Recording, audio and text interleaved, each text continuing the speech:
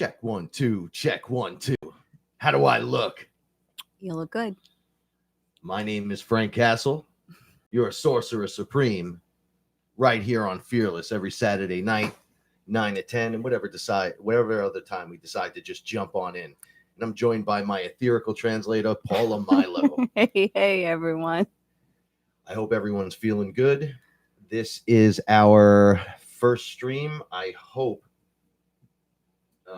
everything is going good. Look at this super chat. Oh, that's beautiful. I want to say thank you to everyone that's tuning in. I just want to do a quick sound check and make sure it's groovy. YouTube's a little, yeah, that's groovy. What's up, everyone? I'm not used to doing this live on video this way. I'm used to working with certain systems. So thank you, everyone, for putting up with us. Thank you, everybody, for being here. Thank you to everyone who's been with us the whole time since the very beginning, and those who are just picking up right about now.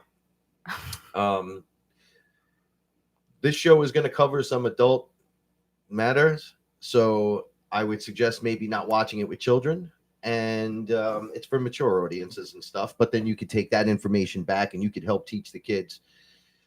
Paula and I, for a long time, have been on this journey we labeled FearLess, and we have a whole FearLess family with us. There's a whole bunch of us in the chat right now, and I love you guys so much. Thank you for being here.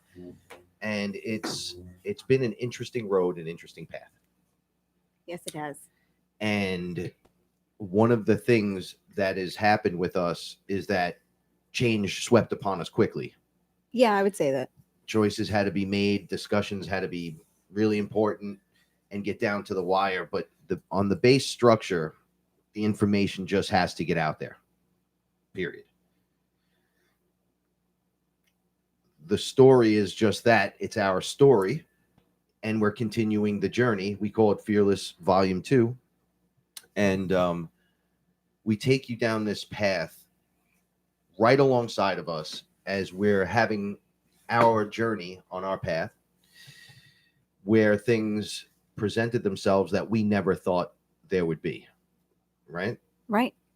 I mean, did you ever expect anything like this? And we'll discuss that in a minute. No, I didn't expect anything like. Oh, hi guys. I didn't expect anything like this when we first started. Maybe 3 years ago. Right. We were just telling a story. Actually, you were telling a story, and I was just helping you fill in the gaps. And we didn't really think much of it at all. For those of you that don't know, I went on a little adventure after getting injured at work in 2013, and I wound up at a friend Chris's, and he introduced me to ayahuasca. Right. He introduced me to DMT, and I knew about some of the other plant medicines prior to that, but I'll be honest, up to that point, nothing has ever worked the way it worked before. So it was this checkpoint moment in life where I was injured. I was asked to go on tour. It was an interesting time. I couldn't move too much. I was very insecure with myself. And just as I couldn't get a hotel room in the area, boom, Chris called me, said, "You're staying with me. You're actually playing a quarter mile from my house, and I'm going to introduce you to ayahuasca."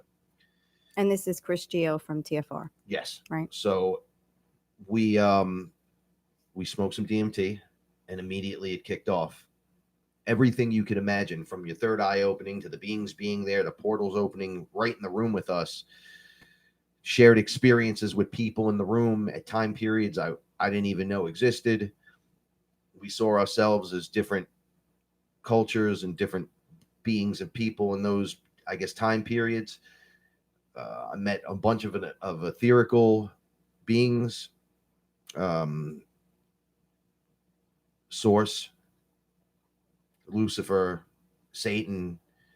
I had a guide with me, a giant head floating with me, which was really odd. I saw the soul machine that was stealing souls and sending them back into this matrix. It looked like they were just being sucked out of Earth by this giant machine on the moon. And I approached the ETs that were there. I've never seen an ET before, naturally, or I didn't remember, at least. and I approached them and said, I could end this right now because I had this instant knowledge of what was going Right. on. And I went to hit the button and I was pulled out, and they said, you can't do that, you'll ruin it for everyone, you have to kind of go in there and fix it, and then from the inside and bring it out. If it was just a button push, it would have been done already. So I understood that. So you actually had to fix things in yourself. You actually had to go within. Yes. And do the work. Inside work. And when people say don't get astonished, don't freak out, that's an understatement. Like you hear that and you're like, yeah, I got this. I mean, just as well as anyone. yeah, definitely. You don't got it. No, not at all. Not at all. Who do you know handles it that well? I mean, your reality gets ripped and torn away from you. Your etherical framework disappears.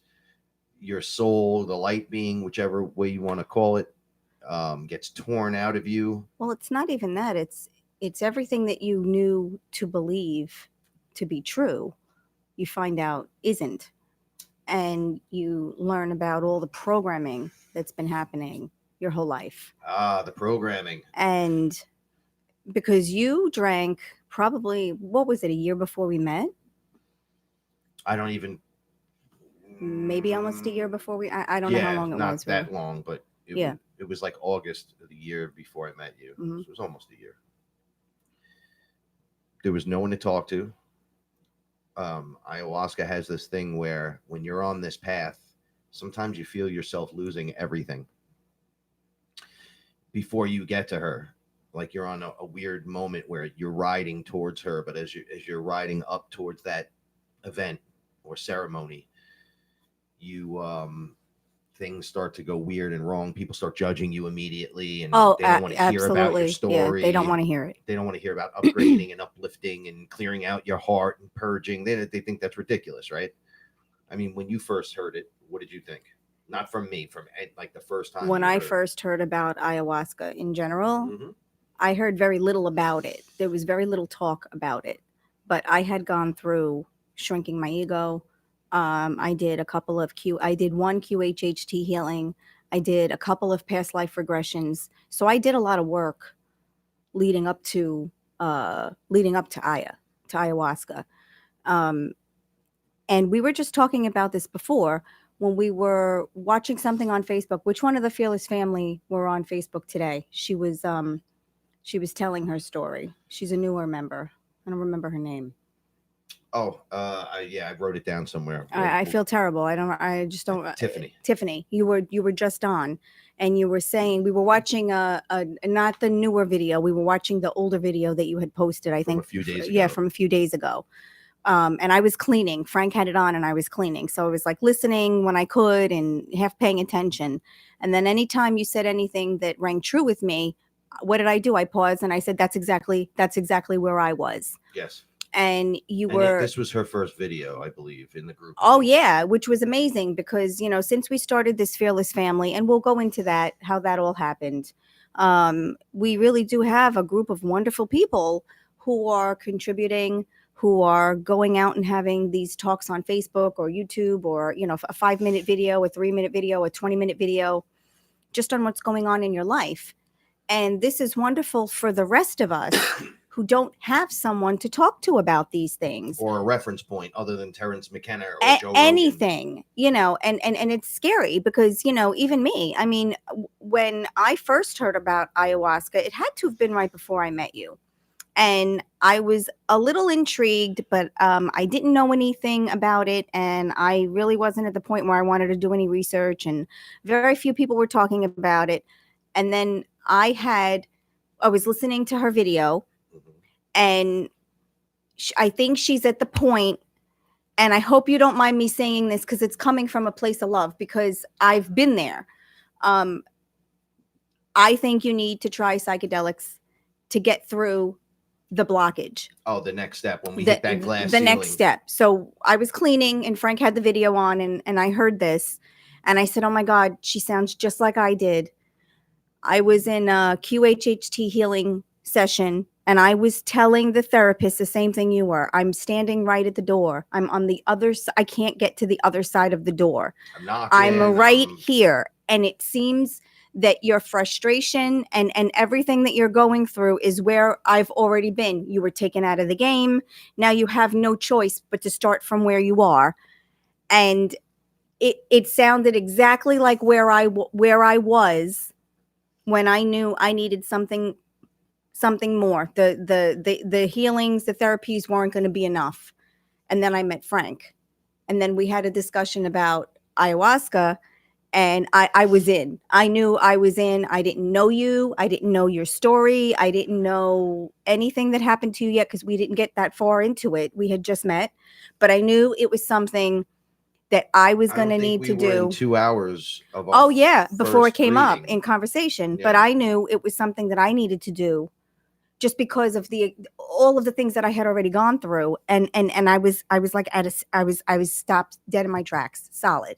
Couldn't go anymore, couldn't do anymore, wasn't going to see anymore.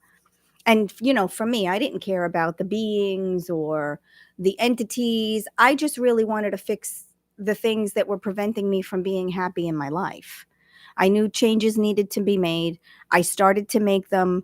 I knew more changes needed to be made, you know, but the funny thing is, the more you allow yourself to awaken, the smaller your world really gets, because you don't need all of that outside influence.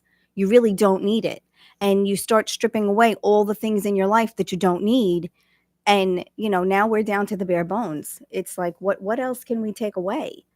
You know, but it's the best feeling in the world. So it's a very, everything that goes seems to have been unnecessary. Even though you'll go exactly kicking and screaming, dragging it out the door as you're putting it out for someone or for the trash or whatever, or donating it. Donations. It's a very strange feeling. But I can't live without that. I spent time, effort, energy, and this desire that me to have this that coffee thing cup yeah will make it from here to California and back, and we'll have gone through experience. It's like, no, dude, it's a coffee cup. It's a coffee cup. Let it go. Let it go. $2 for a cheap one. I mean, get a new one. Yeah. So, you know, I had gone through that, and I know that a lot of our FearLess family, I'm trying to bring it back. A lot of our FearLess family members are feeling that as well. Like they're stopped. Now they need to do something different. They need to do something else. And I really think that the next step is some sort of psychedelic. Well, this is wild. What drives you to that point? Right? So, all right, we have ayahuasca. You get driven with the thought behind it, and then all of a sudden it's like she's got you before, or she's greeting you before. When your thought is solid, like, I'm gonna do this, I'm gonna go drink ayahuasca, I'm gonna smoke DMT, I'm gonna try a plant medicine. I'm gonna eat mushrooms, and then it's almost like they greet you when that thought occurs. Oh, right? Absolutely. So that thought could be a year before you ever do it. Absolutely. And once you agree to allow the idea of the plant medicine in, it starts to work immediately. You feel it working. You feel it working. You feel all of the arrows are pointing in the right direction. You see all of the synchronicities lining up. Well, the synchronicities go from what to what? They go to synchronicities from thinking, you know, you're missing it. You're like a day late, a day late and $1 short, and now everything is just lining up. The time becomes available. People fall away that you don't need in your life. Dramas become revealed and then let go. There's these giant explosions of dramas. Absolutely, yeah. Like, you're gonna do what? You're gonna drink drugs? You're gonna do this horrible thing. You're gonna drink a root and a seed. Yeah, and it's gonna and it's gonna change my life forever. And you're just afraid because there might not be room in my life for you. So you're afraid. It's almost like, and I don't want to say this the wrong way, but it's like the demon reaches out at that point. Oh, tries to put the blockade up. We saw it happen. Well, we saw it happen with other people that have come. People that clearly their demon didn't want them to drink. I mean, everything from car trouble, locked in the house, locked out of the house, late. That you see, you're just, I can't take this anymore. The dog ate my homework. Everything, when your demon does not want you to drink, or the entity that's feeding off of you does not want you to have that experience, they will put every obstacle in your way. And that's how you know you're doing the right thing. Absolutely. When your higher self is peeking through and trying to get your attention long enough to tell you that you're doing the right thing. It's so weird. The demon It throws up is. like force fields. Like, hey, look, I don't think it's a good idea for you to be going doing these drugs. All right, man. All right, man. All right? Exactly. People are going to think you're a drug addict. People are going to think you're crazy. Look, this stuff is untested. Mhm. It's unsure. People don't know what they're doing. Yeah, and no you're one just knows. going to go to some guy. Was he a guy? Was he going Yeah. to touch you while you're Yes, he's probably going to touch you when you're sleeping. Yeah. You know, we've heard and we've every crazy and excuse. It never ends. Now okay, we have chosen a path, or we prior to being here in this lifetime for sure, because it almost seems like once the door opened, not only did we want to rush in and kick the door in, because I kicked the door in, I didn't go, what? It like exploded like some Rambo movie, and I came running through it just to realize I was in the deep end of the pool. See, for me, it was pretty subtle, though. See, I think you needed it that way because that fits your personality. So I think the experience matched the personality it was dealing with, the ego it was trying to shrink. Where I think for me, it was a more subtle experience. It was more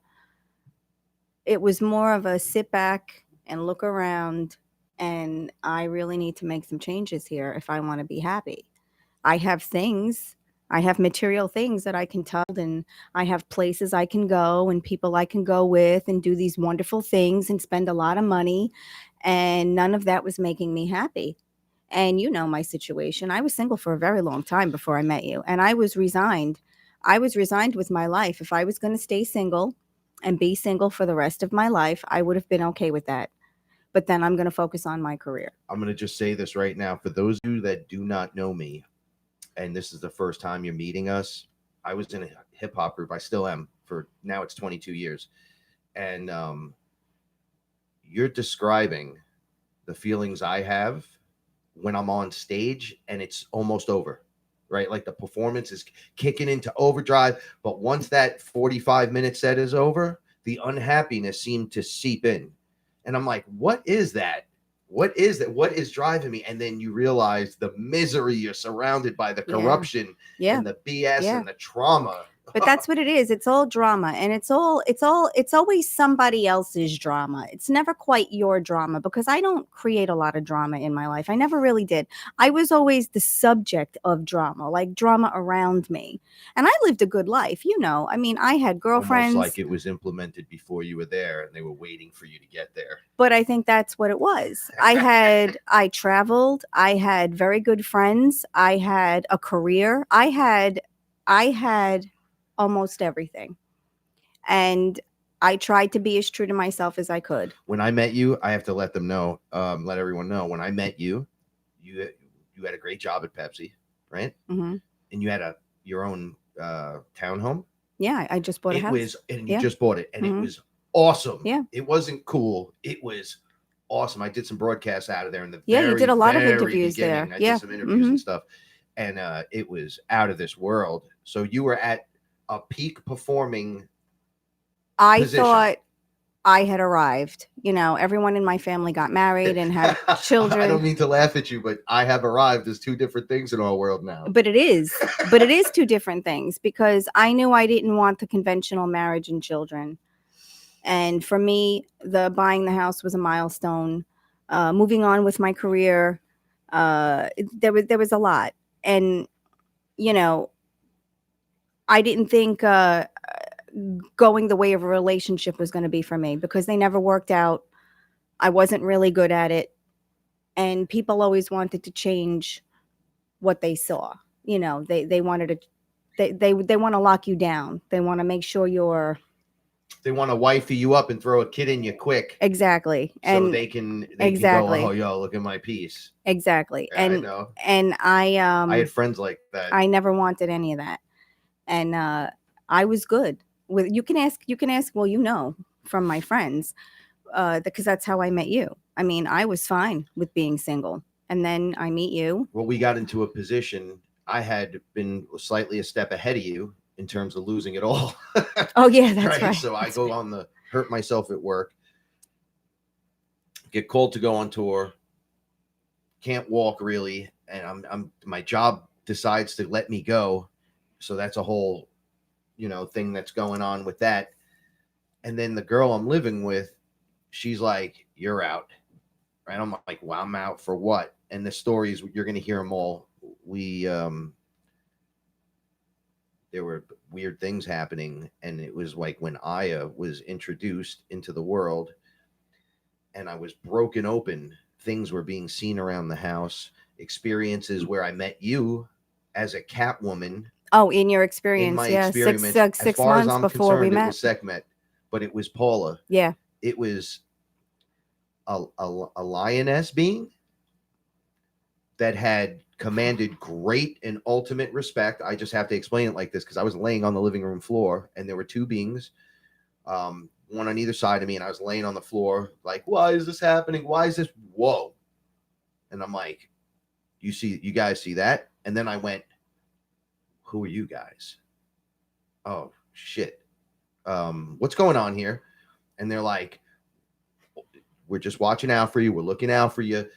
Be careful and, try not to hurt yourself." And then you said, all you had to do was watch them. Well, it wasn't me. It was. No, it was you. All right. So it was supposedly this being was built exactly like her. Exactly like her.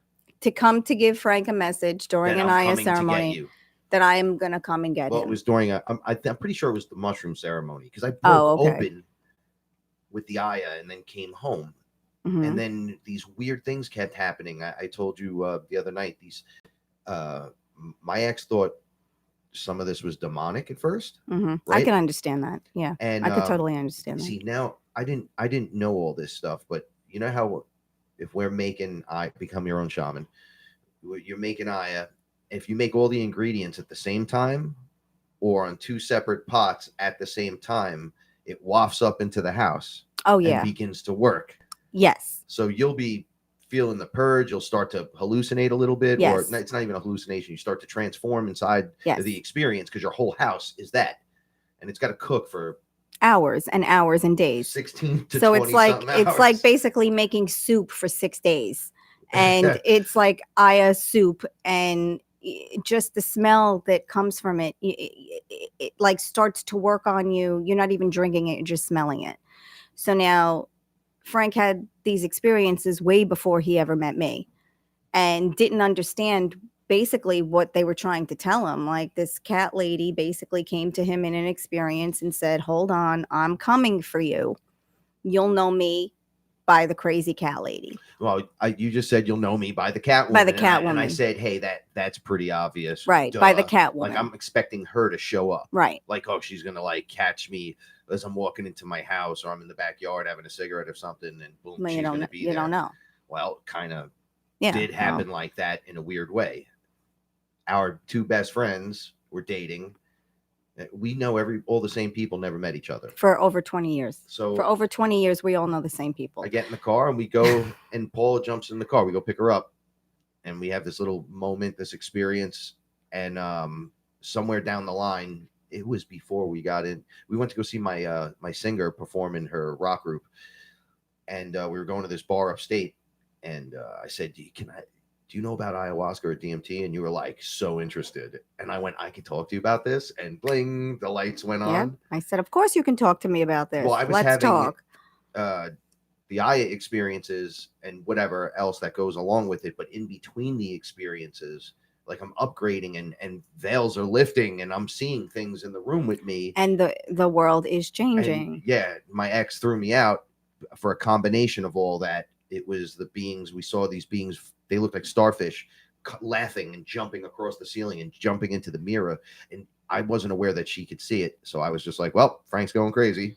Let's just chalk that one up. And then a third one came bouncing. It was almost like we were inverted the wrong way because they were like Spider-Man just bouncing on the ceiling, but they were laughing and I could see their faces. The upside down. Yeah, so it was so weird. And it lagged behind. The other ones were in the mirror and the mirror was out of her view. She was down the long hallway. And then I paid attention to it because it was slower and it was laughing. And I'm like, oh no, what's happening? Like, what did I do in this house?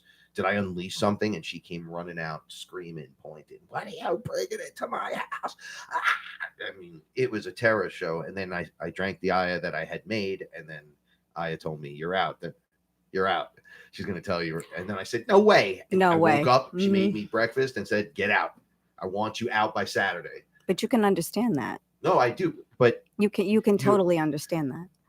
Crushing blows across the board. Mm-hmm. That's the idea. In full That's realization the idea. of what we don't need. Yep, it breaks everything down. You just need you, Frank. Yes. And then it You shows, just need yes, you. the universe shows you don't need anything because you're the only thing standing that's left. And you'll feel like Swiss cheese. Oh, yeah. Broken. And then all of a sudden, it starts repairing. Yeah. Yeah. Right when all hope is lost and you can't take it anymore. Repairing. It's like your higher self just kicks in one day and there's this drive because whatever was blocking your ability to do this naturally, Aya just smashes that wall. But that's what I needed because I was stuck like in cement, stuck, could not go any further, could not meditate anymore, could not think another kind thought, could not do another kind deed. Stuck. Did you I got a question because I know people are thinking this. Were you the type of person that yelled up at God and was like, come on, like I did all the right things? No, never. No? Never did that. Really? Never. I did that a few times. Never did that. Lowercase G, by the way. Never I look did up that. And go, what the, No, it never. Son of a. I accepted it all gracefully. All of it. Just took it on the chin? Big shit life that was, I accepted it. All those terrible things, the tragedies and That's why traumas. I'm in your life. Right. So I just accepted it. That boot will never step in that direction. I just accepted it and I got through it gracefully. I always got through the other side. But I said to myself, there has to be an easier way. Why do these things keep happening to me? That's the other one that I was going to ask you. Why do they keep happening to me? Right. And then I realized I had to fix me. Right. So it wasn't the external thing. I never blamed anyone else. Well, I'm just showing because I blame the external thing. No, I know you are. You're a blamer. You're like you did that. You are. You're a blamer though. You want the left? Yeah. You want the right? Come on. You moved the area rug, and it's my fault that it's your fault that I tripped. It's like no, it's not. I moved the area rug 3 weeks ago. What are you talking about? But you do that. You're a blamer. But I never did that. I always took it. You were, and I always anything that happened, I took it in stride. And I always got through it. But then I got tired of it. I lived a beautiful life in the end. Growing up, the first half of my life, no, it was just not good. I had very great moments. I had a good family. But in general, no, I could not say it was good. But later on in life, when I took control of what I needed to take control of in my life, I lived a very good life. But relationships were one area that I knew I was not good in, and I just didn't want to be any part of it anymore. Didn't want to be sad. Didn't want to cry. Didn't want to be disappointed or let down anymore. Didn't want to go through it. All right. So did I got a question? So did one boyfriend going to the next? Same story, different face. It's just a different avatar with the same exact. Yeah. Same problems, he's different got a little less mommy problems. He's got a little more daddy issues. He's got some money, but he's really annoying. No, it was just doesn't know how to brush his teeth. Like you find yourself in the same category of person over and over, and then you're just miserable. Yeah, same. Like, how do I get same into story, this? Different face. I mean, really nice people. I'm not going to say I can't say that. I was a son of a bitch. I'm sure we all were or are or have been. It's all right. We're human. We make mistakes, but we're being activated. But I wasn't. I never was. I never was mean, and I never lied, and I never cheated, and I never did a lot of things that other people did. Yeah, Paula's like insanely nice. And people are scared of that. People are scared of people that are nice or people that are kind. Oh, yeah, he did. You did. You were like, come on, this isn't really you. I go, nobody's this good. No one's this nice. No one is this nice. I said, are you mocking me? Are you mocking me? You're an idiot. Because I couldn't believe what I was seeing. But then I was so nice. I'm nice to people in a different way as well. And someone said to me, they made a nasty reference. And I'm like, so you're telling me I'm a little soft on my sides because I'm being nice to you? I can pick you up and just throw you out of here. But I prefer just to be a nice person. Well, people aren't nice like that. Right. I'm like, well, we need to build a relationship if you're going to drink that and meet Aya, and then trust me enough to be alone with me. Right? Exactly. We have to have an open lane of communication and conversation. Exactly. And then we did have that conversation. And we weren't even sure if we were going to be a couple when that happened. We weren't really sure yet then if this thing was going to work. Well, Because there was a lot going on. there was a lot going We're on. moving past issues. You had Is she another one of those? The same ones? Right. Or is he another one of those? Right. Okay, so we didn't know. No, but I knew I needed to drink, and I did drink, and I drank with you, and it was one of the best experiences of my life. It definitely pushed me over that hump, and it definitely got me to the other side of the door.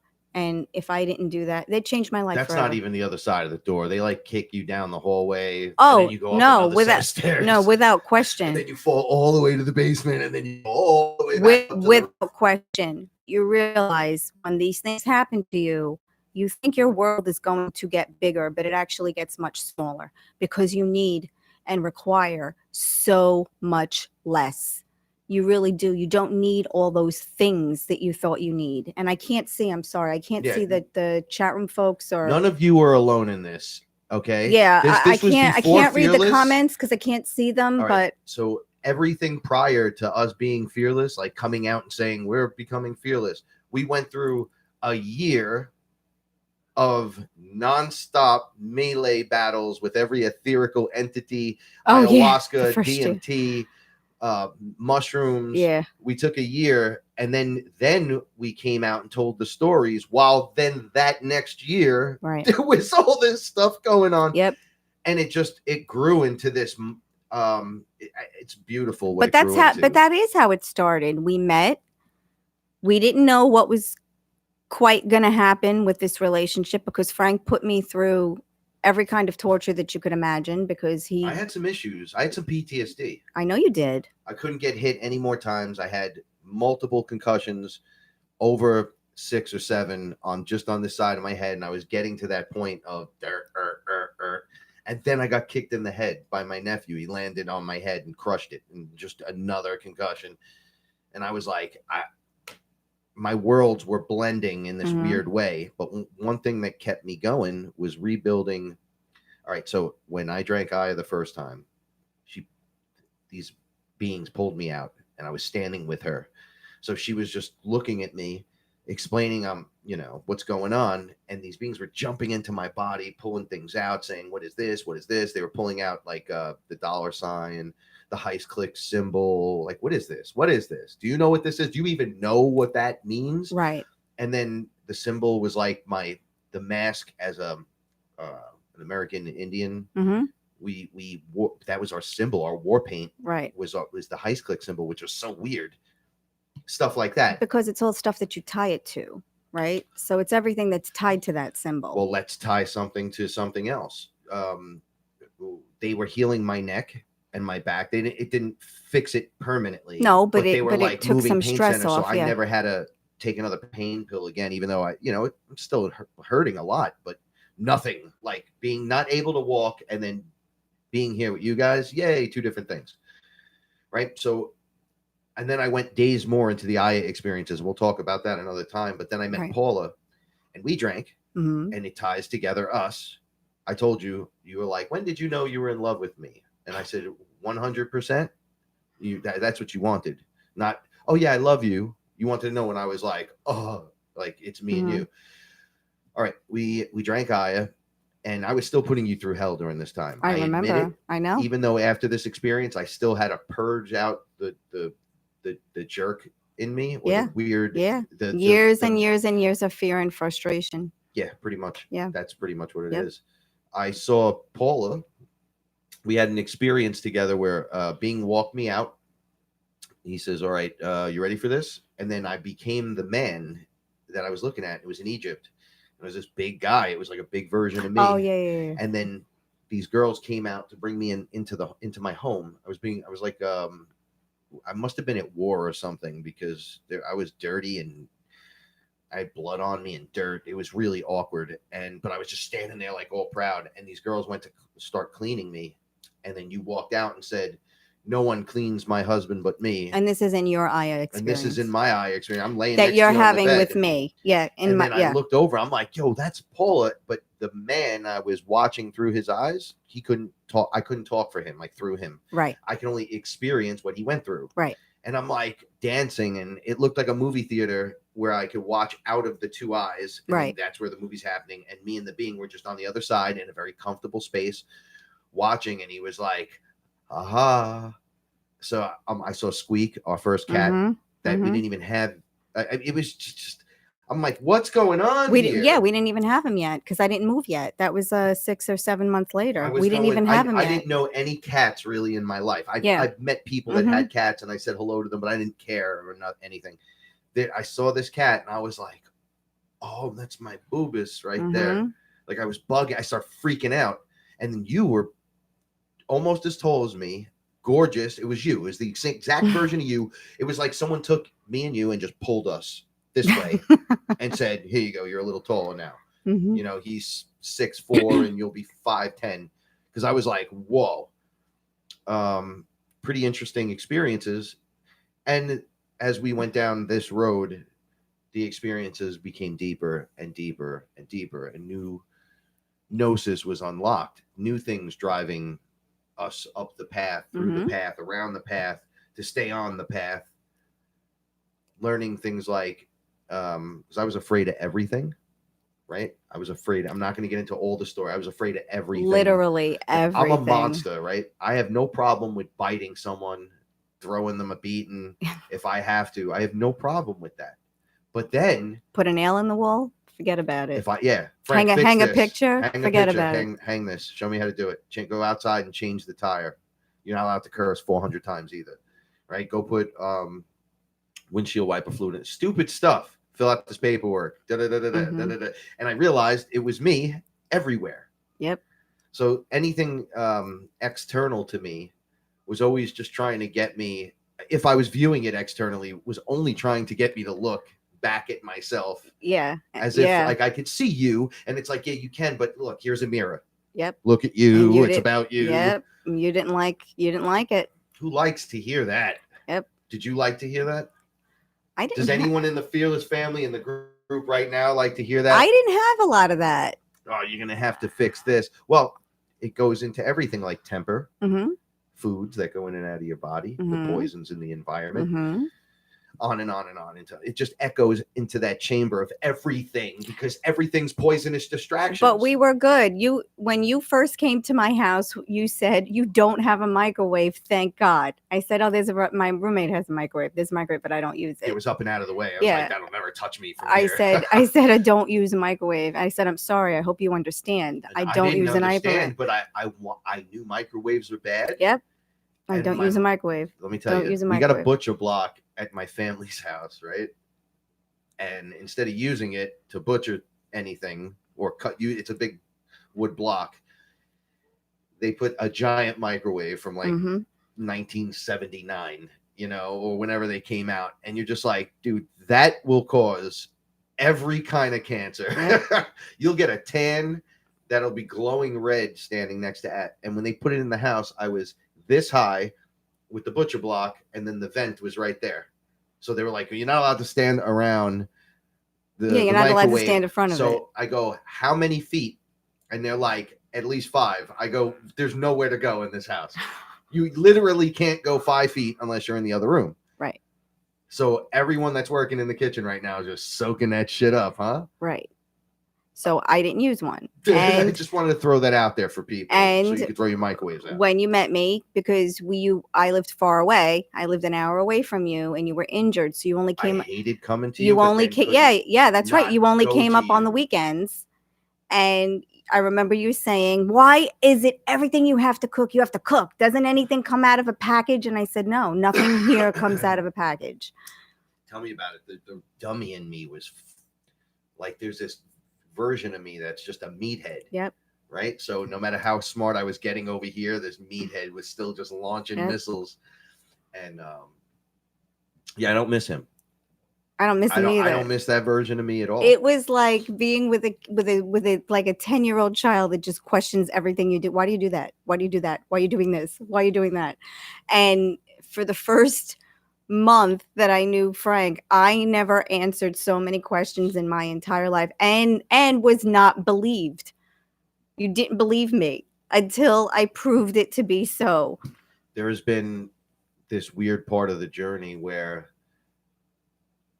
Paula would say something just randomly at times about whatever it is that's going to go on, and she would call it first shot, Yep. first time, and then like you'd be like 6 months later into it, like, what the hell is going on here? And then you look over and Paula's just looking at you, and you're like, wait a second, you told me this like 6 months ago. Yes, I did. You told me this like a year ago. You just don't trust me. You just don't trust me. And Frank didn't trust me for a very long time. Well, you know what it is. But you trust you. I trust me. Yes. So you're in that mode. Yes. You couldn't get there, but that's okay because we got there together. We just got there at different times.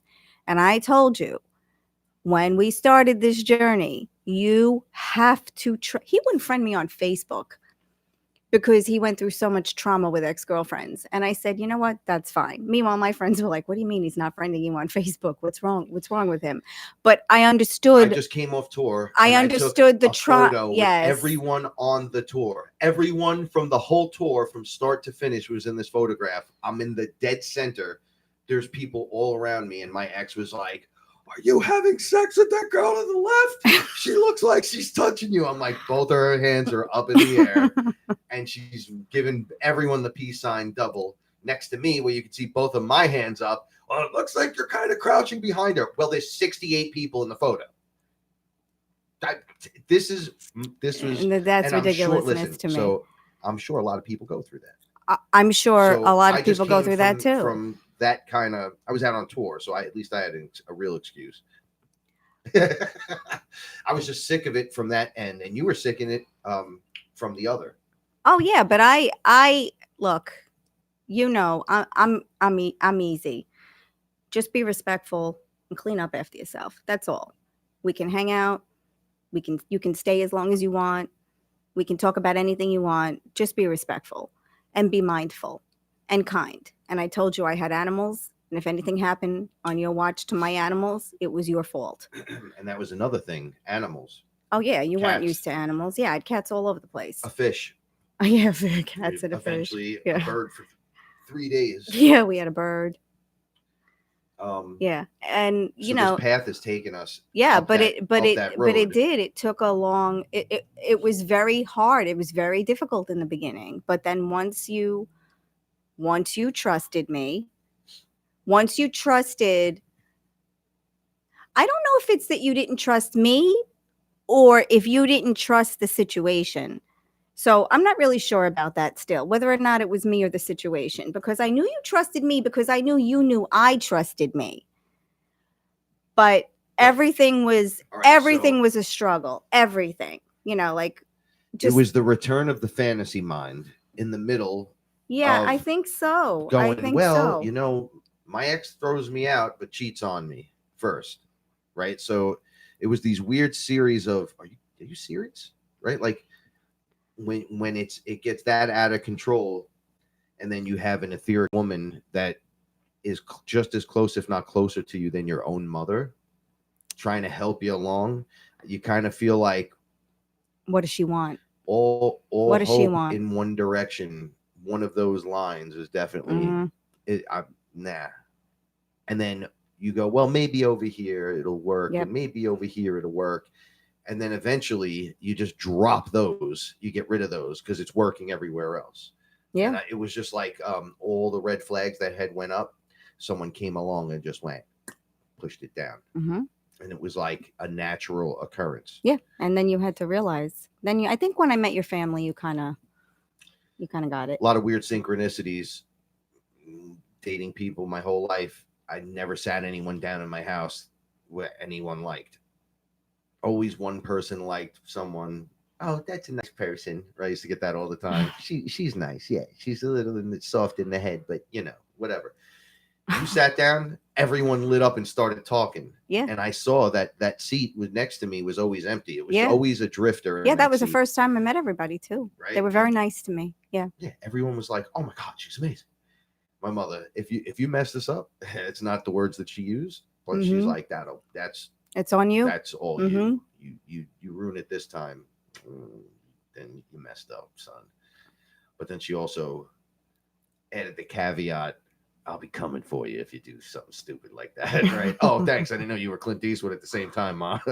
But that's how much people enjoyed your energy immediately. Oh yeah. Oh no, I could tell. I could tell right away. I knew. I had been part of so many families before. You know, you have to split the holidays and share the holidays with your significant other and make adjustments with your own family. I know. I've been through all that. You've been through all of it too, and it was always a torture.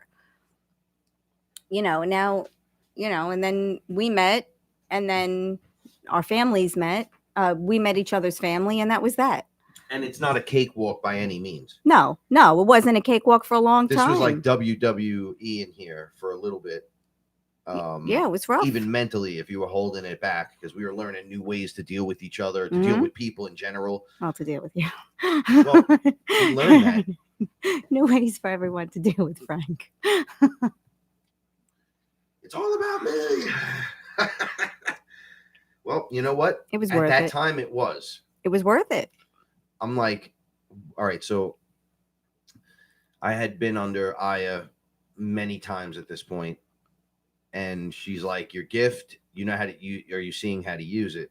So I'm like, my gift, what are you talking about? Like, I had no clue what she was saying. She's like, well, you see, when you're not on Aya, you can still see, yeah. Right? And I'm like, yeah, kind of. How'd you know? She's like, well, you're just gonna not answer the question. Okay, so you can see up and down, yes? And I go, oh, up and down the densities.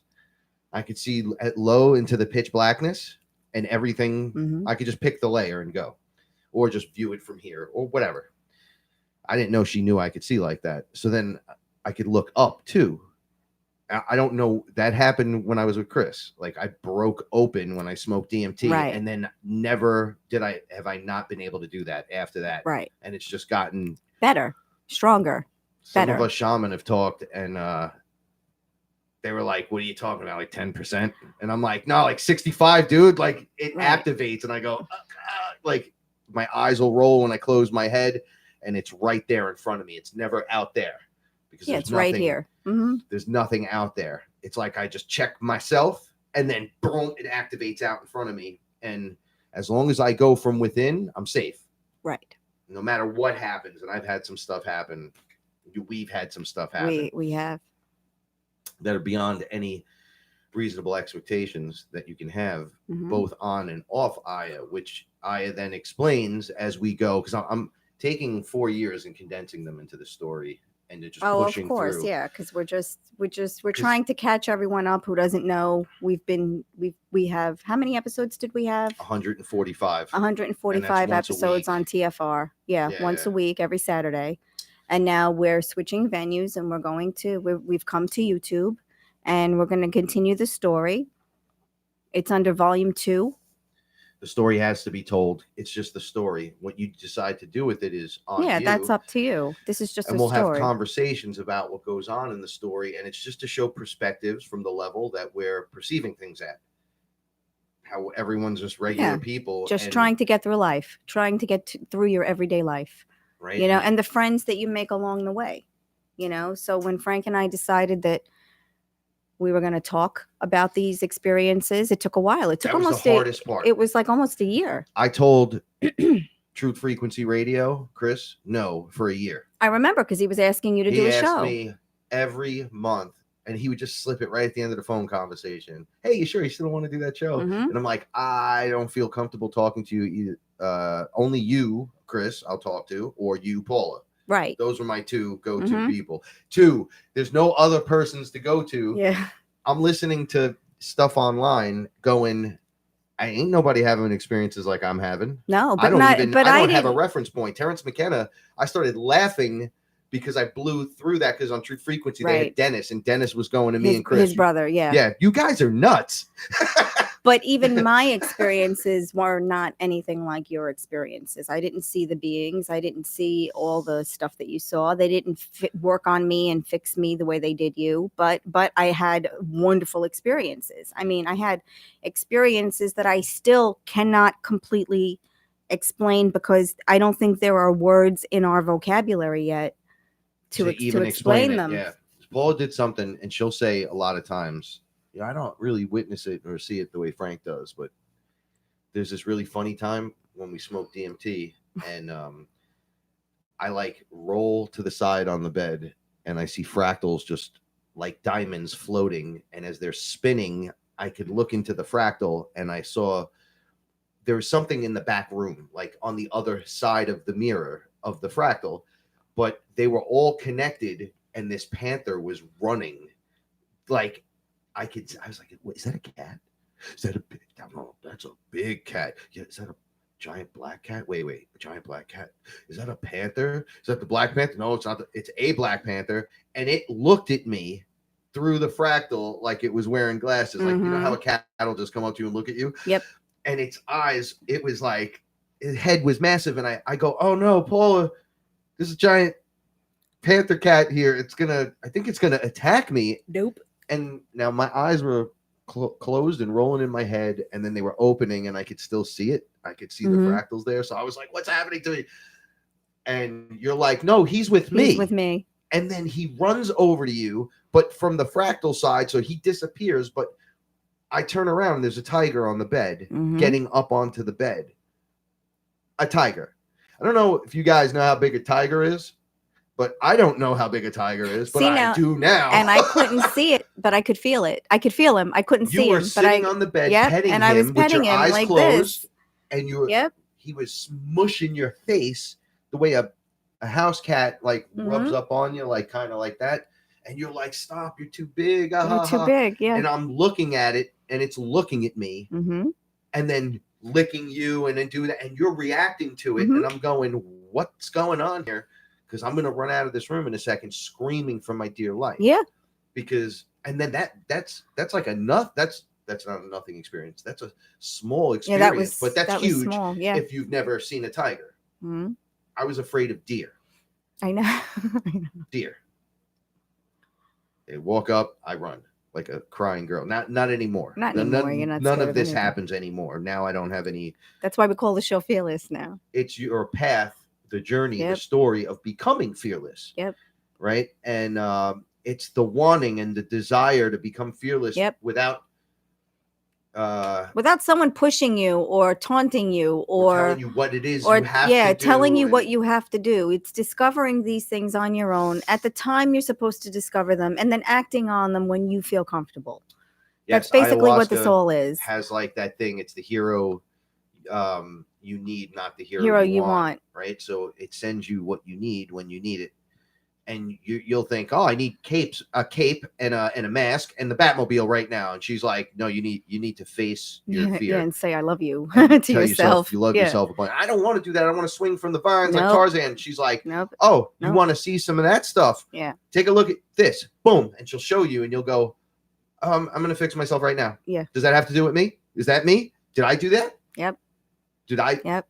And she will not let you go. And there's no covering your eyes. No, but I have to say she's very easy on you. Like she never shows you anything about you and points a finger. She always shows you another version of the story, maybe another side that you didn't consider. Perspective that you didn't consider. Yes. And you're forced to look at it, and you're forced to. Well, a lot of times the situation you're facing, you only have the perspective of being in that situation. Right. So you're not looking at it the way other people are looking at it. Yeah.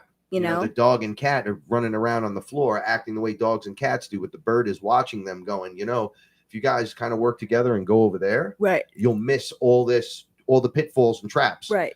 And then it just escalates up from there. But that's it. And if you can get a little bit of information from there and then use it in your day-to-day life and then change something, then you'll notice one small change and then another small change and then you'll have a succession of happy changes.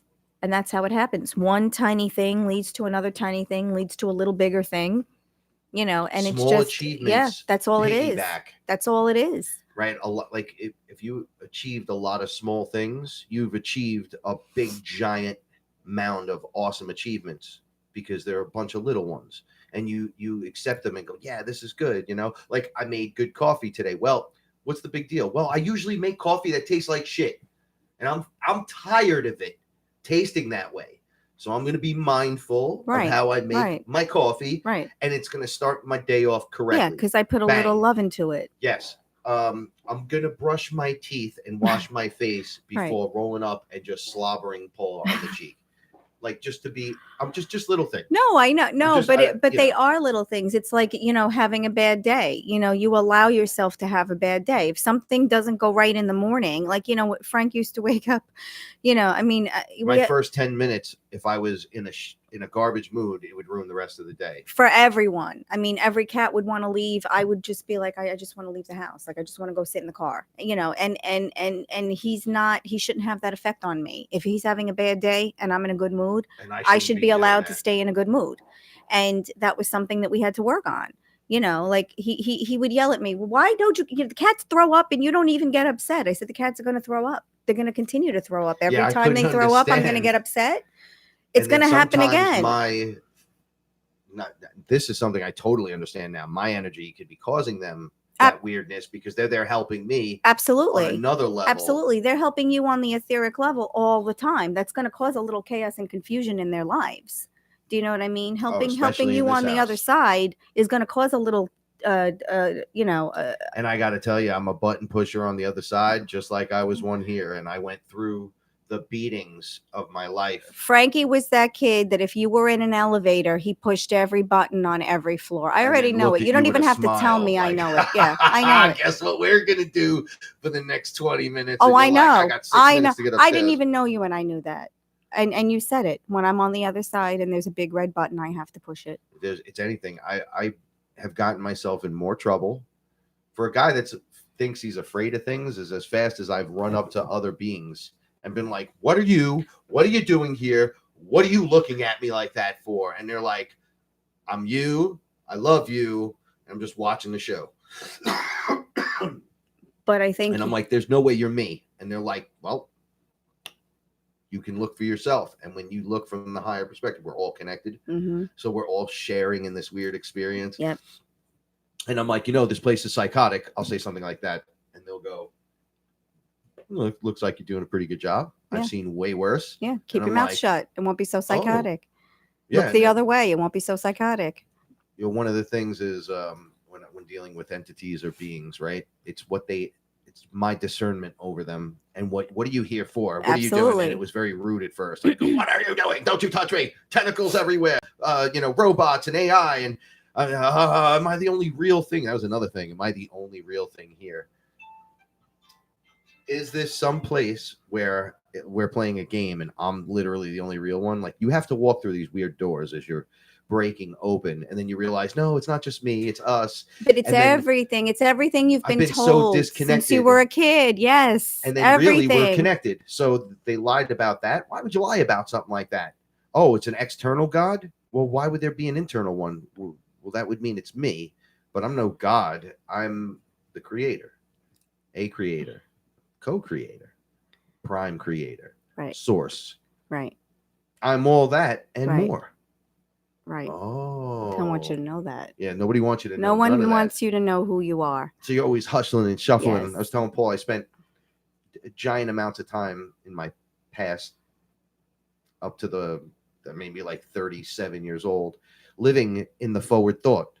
Mm-hmm. Never living in the now. Never. Never. Never. Never. The now moment didn't exist to me. Yeah, and we used to talk about it a lot, and you couldn't get there, and I would have to separate from you, and I would go do my planting or whatever I was doing in the yard. Sorry, by the way, for all that. No, you don't have to be sorry. Oh, yeah, well, you got to apologize. But now you understand, okay? Your life is, life is just slipping by, slipping through our fingers. We have to enjoy what we can, when we can, how we can, period. That's it. Well, that's how you do it. You live the good life. Yeah. That the life that activates you and the way Yes. you your blissful intention and the direction you want to head. I use blissful because this place was originally built for bliss. That might be, see, people use that word wrong, right? We talked about that as well. But I think that's Bliss how sounds like, oh, you guys are juicing out or something. I'm out bliss. No, it not like that, but yes, like that. the best of the best best, orgasm the ever, best of the all best, the day. best cup of coffee, the best nap, the best dinner, the best walk, the best errand running day. Everything should be the best, like we I talk went to about it the all store to get groceries and I had a great time. and everything was on sale. That's the best. That's the best scenario for everything that you have to go through. Look, we all have to Optimum do these timeline. mundane things every day, okay? And a lot of us don't have enough time. Like when I was working, my weekends were so limited because I had 2 days to get everything I had to get done for the week, and other people didn't understand, why can't you do this and why can't you do that?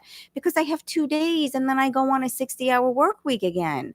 It's crazy. So you were like, I was all work all the time. I started so many relationships that never even got off the ground because I was told I wasn't serious enough about being in a relationship. But I needed to work. It's only me taking care of me. I didn't have another salary to come home to. I had to do what I had to do. I was also taking care of people. So there were things that needed to be done. Holy shit. Listen, I want everyone at home listening or wherever you're at to hear her. You could hear the stress. Yeah, I can. I'm getting itchy because I remember it was on a hamster wheel. I dated some. Look, anyone who knows me knows I love cats. I dated a man that didn't even know I had a pet. That's how much I did not have time to be in that relationship. He didn't even know I had a pet. Meanwhile, I first met Frankie. I said, if anything happens to my animals, I blame you because my animals are my life. But there was no time for anything. You came up on the weekends. I had everything done. I had this from the moment time. From the moment you got there, so we could enjoy the time together till the moment you left. That's what happened when I got there.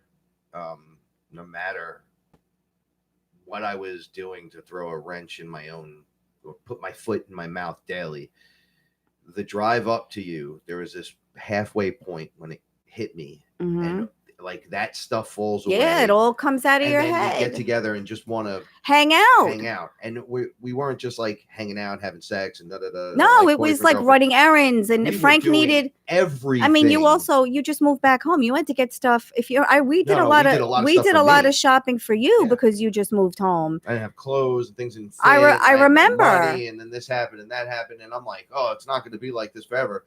I just came out of a federal job. I worked at USDA for 13 years. Yeah. And then I get hurt and they get rid of me.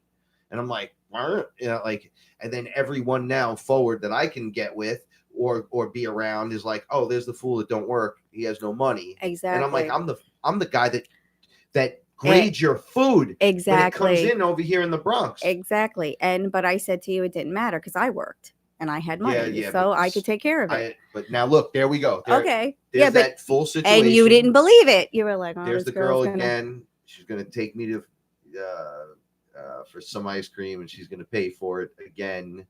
I don't have money for this. I don't have money for that. Wait, hold on. But it didn't go that way, did it? Because it didn't. I didn't care. It didn't matter. It didn't actually, though. No, it didn't go that way. It kind of went like, like this weird balance thing occurred, but it was okay. But you didn't think it was going to be okay. And what did you? I'm asking you what you always ask me, or tell me. You didn't think it was going to be okay when I first met you? Everything's going to work out. Everything's going to work out, Frank. Just trust me. I don't even know who you are. I don't even know. Just trust me, Frank. It's going to work out. You may have been my wife one time in Egypt, but let me tell you. And then there was a situation number whatever. Yep. And you start screaming. We were fish. You think it's 10,000 years? It's way longer. They're not even recording time. I don't even know when it was. We were fish, Frank. So that was my wake up moment because we were fish. We were like albacore tuna or like a dolphin fish or like a mer people, but we were fish, and we had a little fish baby swimming between us, and they took our baby. And that's when I figured out that every time you and I got together, they took our baby. Yeah, we witnessed this on many levels. Yeah. And So you know, it wasn't was just funny guessing games because under Aya. that We were prompted the shown yeah, quite a bit of because stuff. it prompted the conversations, because you made it very clear to me, and I made it very clear to you, that I did not want to have a child, because I had told this several times over in previous relationships, and it did not fly well when I said I did not want to have a child.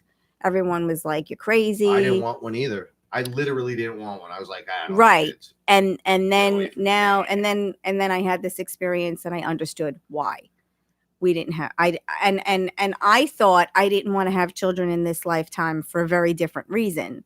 But I think I was wrong. I think now I understand why I don't want to. I have this Yeah, idea we that I don't drank want to have Aya children. at different times. First, Yes. I drank one day. You came home. I was being pulled up the wall by insectoid beings that were tagging me and implanting me over lifetimes, and I'm seeing that they're like, yo, we were and I've heard people say, oh well, we were all this and that. You and I were animal specific. Mhm. We were two cobras at one point. Yeah. Not cobra people, not No, snake no, no, no, no. The beings, actual literal snake. Yep. snakes on the Yep. ground. And then we were butterflies, and then we were ants, and then we were the drop of rain and the bacteria inside that gets together to cause. Then we had to like understand it at this weird Level. the Yeah. weird level of the Yeah. planet itself, so we understood what we were getting into as we were increasing and going off higher into places, right? And then you have an experience during the 2017. We were in South Carolina for the eclipse. Yeah. eclipse, and they showed your abduction scenarios. Oh, that was awful. Yeah, And that was awful. well, it made me feel great. Well, because you were able to help. No, because I was like, okay, well, here's someone else getting abducted. It's not just me saying, hey, I'm being abducted, right? So once those doors are open, the knowledge starts to put itself back together again. Yeah. And between those two experiences was a nice chunky amount of time. Mm-hmm. So we had a lot of time for me to get my act together, and then boom, it occurs with you, and you're like, oh, they're doing it to both of us. Yeah. Oh, this is terrible. And then it's like, let's take a look at who's doing this, why it's happening. Let's try to get the best interpretation of this, because it could be anything. And then when I ask like that, I get to see it from perspectives. It's just me seeing it from the different places in the room. Absolutely. And I'm like, yeah. I can't believe this shit's real, but it's right there. It's right there on the wall. The different beings. Now, whether tagging, it's why they're tagging this us. life or a past life or a fractal, or that you can never be sure of. But when you're experiencing it, it definitely feels like a memory. It doesn't feel like you're viewing it from someone else's eyes. It definitely feels like a memory for sure. It's like you're peeking in on your own memory. Well, the one yeah. time it hit home with me because I was on a date in between girlfriends. Oh yeah, your ago. abduction. Well, that's that's why I freaked out. I'm like, oh, I thought this girl drugged me, and I sent her on her way afterwards. I woke up naked, and I was like, I don't know what's happening. She was naked, but we weren't nowhere near each other, and I was left like on the side of the couch dangling, which was really awkward. Like I'm a manly dude, like putting I don't know, I would never do that even playing around. I wouldn't get naked and hang off the side of the couch and go, look at my ass. Oh yeah, it's right, a little vulnerable. That's not me. Right, so to wake up like that, it was 5 p.m. when it happened, which is the weird thing. There was this flash of light, and then I just woke up naked, dangling on the thing, and she was naked, and we didn't touch each other. And I was like, "What did you do to me? What did you put in my butt?" It's very nice that you didn't see if she was okay. So I said to her, "Did we have sex?" I checked myself, and I knew I didn't have sex with her. I was like, "This is weird. When did you take your clothes off? And how did you get that? What you're wearing on? That's in my closet in a box in the back because it has a hole in it." Right. And I was like, just get the fuck out of my house. Just get your clothes on and you okay? Get the fuck out. So I was weirded out because I'd have rock star incidents where girls are stealing underwear and socks. And so you basically blamed her for that. I blamed her for the whole thing. I was like, get the fuck out. We were drinking tequila. She poured me a shot. I drank it and then poured her a shot. She had one. Then I opened a beer and poured another shot. And I took the shot and then never finished the beer. I don't remember it. And okay, so now years later, I'm with you, drinking ayahuasca right there, and I see the light go off. In your eye experience, they showed They you that. showed it to me, Yeah. and then the flash goes off, and I'm like, wow, I can't move. I really can't move. Like my mouth wasn't moving. This is all in Right. my head. And the girl was standing like off to the side, and these things just come in the. So you're viewing I'm like, oh, what the that fuck? scenario. Yeah, but I can't move, so I was stuck in my body, like just the way I was in that moment, Mhm. except visually acute. Like I was like, oh my god, this is activated. Whoa, what's happening to me? I hope you called her to apologize. No, I became friends with her though on Facebook, and then immediately she tried to make friends with me, and I was like, no, I'm with someone. So you didn't apologize to her? No, Like, I'm not. sorry. I'm not getting into that with her. Could you imagine me going from Heist Click? Like all right. So she met me at the parade in the city. It was a pride parade, but there was like 12,000 people. I have pictures of it, and we were performing for the whole crowd in New York City. And we did like a 40-minute set, and they were up in the front row, and the whole crowd was just jumping. And I was a different person completely. How do I say? Well, listen, remember that night that I did that to you? Well, it was all right. So let me finish telling. So they wanted her, not me. So they ran in, and they were like, oh, so they were looking for her. "Can we see the desk?" Okay. They were like this big, right? Okay. And they were like grayish little beings, and they looked like insects when they moved, but they all moved in rhythm with each other. It was really weird. They just kind of came in all at once. And I said, oh, they stood up, grabbed her, moved her over to the couch. They did some stuff where they took her clothes off. They put something next to her neck and did like some, and I was like, oh, what's that? They were like, look who this is. They knew me. And I was like, well, I don't know who these guys are.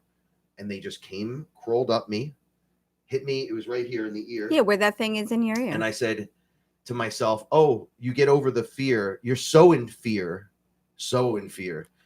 that when they're touching you for a minute, you're like, okay, I could choke you guys to death. Like I'll kill every one of you, because they weren't like spider-like. They were like the little grays, but when they moved, they were little. They moved fast. Like they were up my arm, and they were doing stuff, and they were just talking like, hey, we got you now, tagged. And I'm like, they tagged me. They put something in my skin. You said that when I first met you. And it heats up. It does all kinds of crazy things, and it'll just. I'm like, and I want to pull out this section of my ear. Mm-hmm. It's not this fat part. Oh, I'm on camera. It's not this fat part. It's like in between that part and the top part. There's like a space you can fit your finger in, and if you push up on the angle, you can feel it. You can, and you could go behind this piece. It's right there. I remember this whole thing. All right, so okay, so I'm going like, what the? Then I was able to view it from all perspectives. Right. Once I went through that terrible thing, but then they were showing me in history, in different points, like them just taking me, the same exact thing, tagging me, telling me, "Oh, we got you. We know who you are. You belong to us." Blah blah blah. They saying all stupid things. During the abduction, they took my clothes off. Right. They held on to them and they pulled off. And I went, well, that's a neat little power you got there. You could just pull someone's clothes off like that. So when I woke up, I found my clothes in a pile, neatly stacked on top of each other, but as if I just poofed them off, and they just landed in a pile. And I never knew what happened. I'm like, did I? Yeah, how would you do that? Girl? Yeah. I'm like, that's not. It's not usually you. That's not how you walk. No, it's never me. I've never done that. Like I never acted that way because I always had to be on the watch out. Me acting like a slob would have got back to me in professional channels. Right. And we can't have that. I just couldn't have that kind of stuff going on in my world. Anyway, so multiple other experiences where I was actually on ships and they held me down and removed parts of me and they were looking into me, and then beings came and pulled me out so they couldn't get my consciousness. I'm like, I don't know what's happening here. To me, you're just showing me this stuff and I'm living through it, and it's the most terrible thing I've ever witnessed. And then they're like, well, now how do you feel? I go, well, come to think of it, it was the most scariest thing I've ever witnessed. But I'm good. Yeah, you feel better because they took out all the stuff you didn't need. I feel really, really good. Because remember, we talk about it when we raise our vibration. You can't take all of it's like a funnel that's upside down. You can't take all of that shit with you.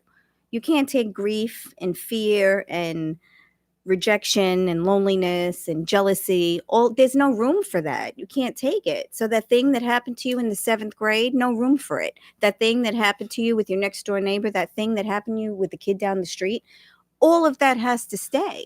So it's a pyramid, and then you flip the pyramid, right? So then it becomes the thing like the sands of time. Yeah. Right? Only one grain of sand gets through that at a time. Exactly. Right? One bit of light. Exactly. You're not going to be able to take there's no room. The backpack filled with 50 pounds of bullshit with because you. There's no room. You can't take it. It's like you don't need the utility belt and the water weights and the heavy jacket and goggles. So you brought your winter coat with you. Yeah. You don't need it. You don't need it. You don't need any of that. Well, I might need it. It's like, no, you're never going to. You're never going to need it ever again because you just don't need it. Metaphorically speaking. And I think that's hard for us because that's all the earthly stuff. That's the stuff that makes us feel and think and love and hate and we think because of all of this we identify with who we are. But that's not really true. These are things that are happening to us, and the way that we're handling these experiences, that's the way that defines us. Not what happens. It's what I do. How we get. Defines me. But it does. It's like Batman. Yeah. Right. But it is. It's how you get through those things. That's why for me, I always say I just take it in stride. Like you say, I don't know how you just do it. You get up and you do it. You get through one thing and then you get through another thing and then another thing. And then you say maybe today that's enough. Or maybe it's not enough and you have to get through a little bit more. But you can only get through one thing at a time. No matter how much anyone throws at you, you can only do one thing at a time. And this place is built to pile shit on top of shit. That's the idea.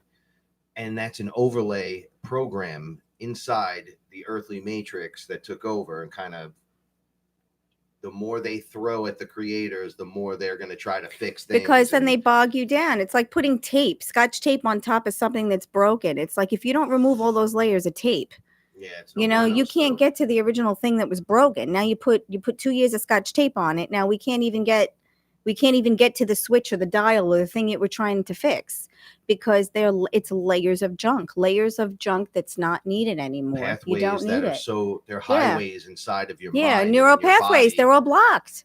Or dead. You're letting one car through at a time. And it's like, this is like a 30-lane highway. Right. What is this one at a time business? Let it go. Stop looking at it so long. Stop reviewing it. Stop trying to figure it out. Some things are not meant to be fixed by you. Exactly. Some things are just meant to be put in your lap for a small period of time and then they go someplace else.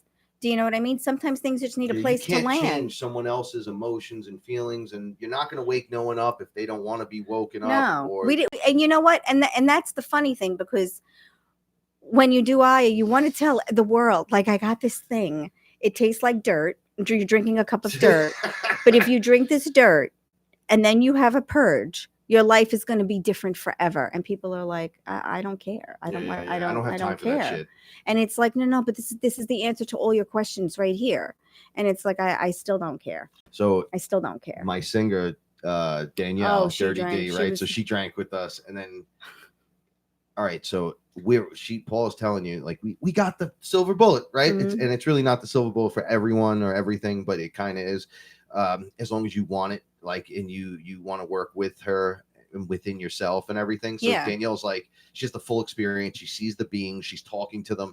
And I'm like, all right, well, it's not just me. Like, she sees it too. She's like, oh yeah. As soon as it's over, she runs outside. I'm like, yo, it's 4 a.m. Yeah. Where are you going? She's like, we got to start telling people. We have to tell everyone. I'm like, what do you want to go door to door? She's like, wouldn't you if you knew that was real? And I'm like, yeah, try they're going to throw a brick at you. Yep. So we had this joke, right? We got, I have the cure to save the world. And someone comes out with a brick. Shut the fuck up. And just hit you in the head with a brick. Because it's true. People don't want to know. The bottle breaks. Yeah. And they go, oh, would you have chocolate milk? Was that coffee? People don't know. People don't know. Her purge was so toxic that it was moving around. All right. Her purge was so toxic. It was screaming back at the both of us. It was like Slimer from Ghostbusters. It was horrible. Yeah. I kept tying it up and putting bags. Inside of other bags. Yeah. And then Aya was telling me, yo, you need to get that out of the house immediately. So I go, well, she won't stop throwing up. They're like, well, we'll make her finish. But she was throwing up for 4 hours. Every 15 minutes, she would throw up. So she was, Danielle was like me, right? So we had some craziness that went on. And then it was so crazy that the kid in my group, Petro, he left the group like 4 years prior, maybe 5 years or something. And I never saw him since that day. I go outside with the demon garbage bag. Like, what am I going to do with all this throw up and just nasty? And he pulls up on the sanitation truck. He's hanging. This is a guy from my original heist, the heist group, dude, one of the original members. He's hanging off the back, and he goes, "Hey, Frank Castle, come over here." And he just takes the bag as he drives by, walk out into the street. He takes it, throws it into the truck, shakes my hand, and keeps going. And I was like, what just happened? But that's how it was Danielle meant to was be. like, who was that? That's how it was meant Petro. to be. She goes, Petro. I haven't seen him in 5 years, right? And I'm like, I got nothing. We feed a stray cat that reminds us of her. Like she's just come in and muscle her situation. She's a beautiful. Now I love this. I love this girl. She just wants love, but she's tough. She'll kill you. She's tough. She's the Baba Yaga. But so we have a cat that we feed a stray cat, and she comes in and we feed her, and then she'll come in again and we'll feed her again, and then she'll come in a third time and she'll want to sit down and play with a toy or watch TV and then walk around, and then she'll just leave. And it was like Dee, because then when Dee drank with us the second time, I had made her dinner. Yeah, I made her food, and then after she's like, "Can you make me soup?" And I'm like, "Sure, Dee." Well, that's it's specific. Like 2 a.m, but I'll make you soup now. That's the rock star thing, man. And like then the green M&Ms. Yeah, and then it's like, "Can you make me soup?" Dude, hey, I like that thing in your house. If you don't want it anymore, can I have it? And it's like, no. Like, well, if you really need it, no, go to sleep, because tomorrow you're going home. Yeah, stop touching everything and go to bed. It's like, but we have a cat like that. I used to yell at her and go, "Stop touching everything." She goes, "Why?" I go, "Because you cigarette smoke, and then you pick your nose and flick it at me. Oh my god! And then you rub in your face." And I go, "And you're pretty, but you're killing me." And then you're playing with my action figures. I can't have that. And she's like, "Rockstar, give me those action figures." And she'll just start wrecking them. And I'm like, "What are you doing?" Anyway, so that was fun times, but holy wild shit. It broke her open. It did. She started helping people immediately. Yeah. And helping herself. Yeah. And helping herself. She changed her whole life. It's almost like the figure eight, right? Like, the infinity, it turns into the infinity sign. It's like, I'm going to help myself today. Can I help you? How can I help you? Then it goes back to you. I'm going to help myself right now with what I need to do with this. And then it flips back out. Oh, look, it's Paul. Paul, how are you doing? How can I help you doing? And it just cycles out instead of just, because a lot of us are, we wear a heart on our sleeve, and we'll just keep helping you, and you keep cutting our arm off. And I'm like, I keep trying to help, get my arm cut off. It's like, well, you're always trying to help. Do you ever help yourself? Right. And I'm like, what would I help myself do? I mean, I smoke pot and I get laid and I do all these goofy things. They're like, yeah, you're a mess. Go run down the street. If you run out of breath, go give me 10 more laps. Right. And I'd go outside, I'd run to feet and go, oh no. Yeah. I'm a mess. Because none of this matters. What do they say when you're going down in the plane? Put the mask on yourself first.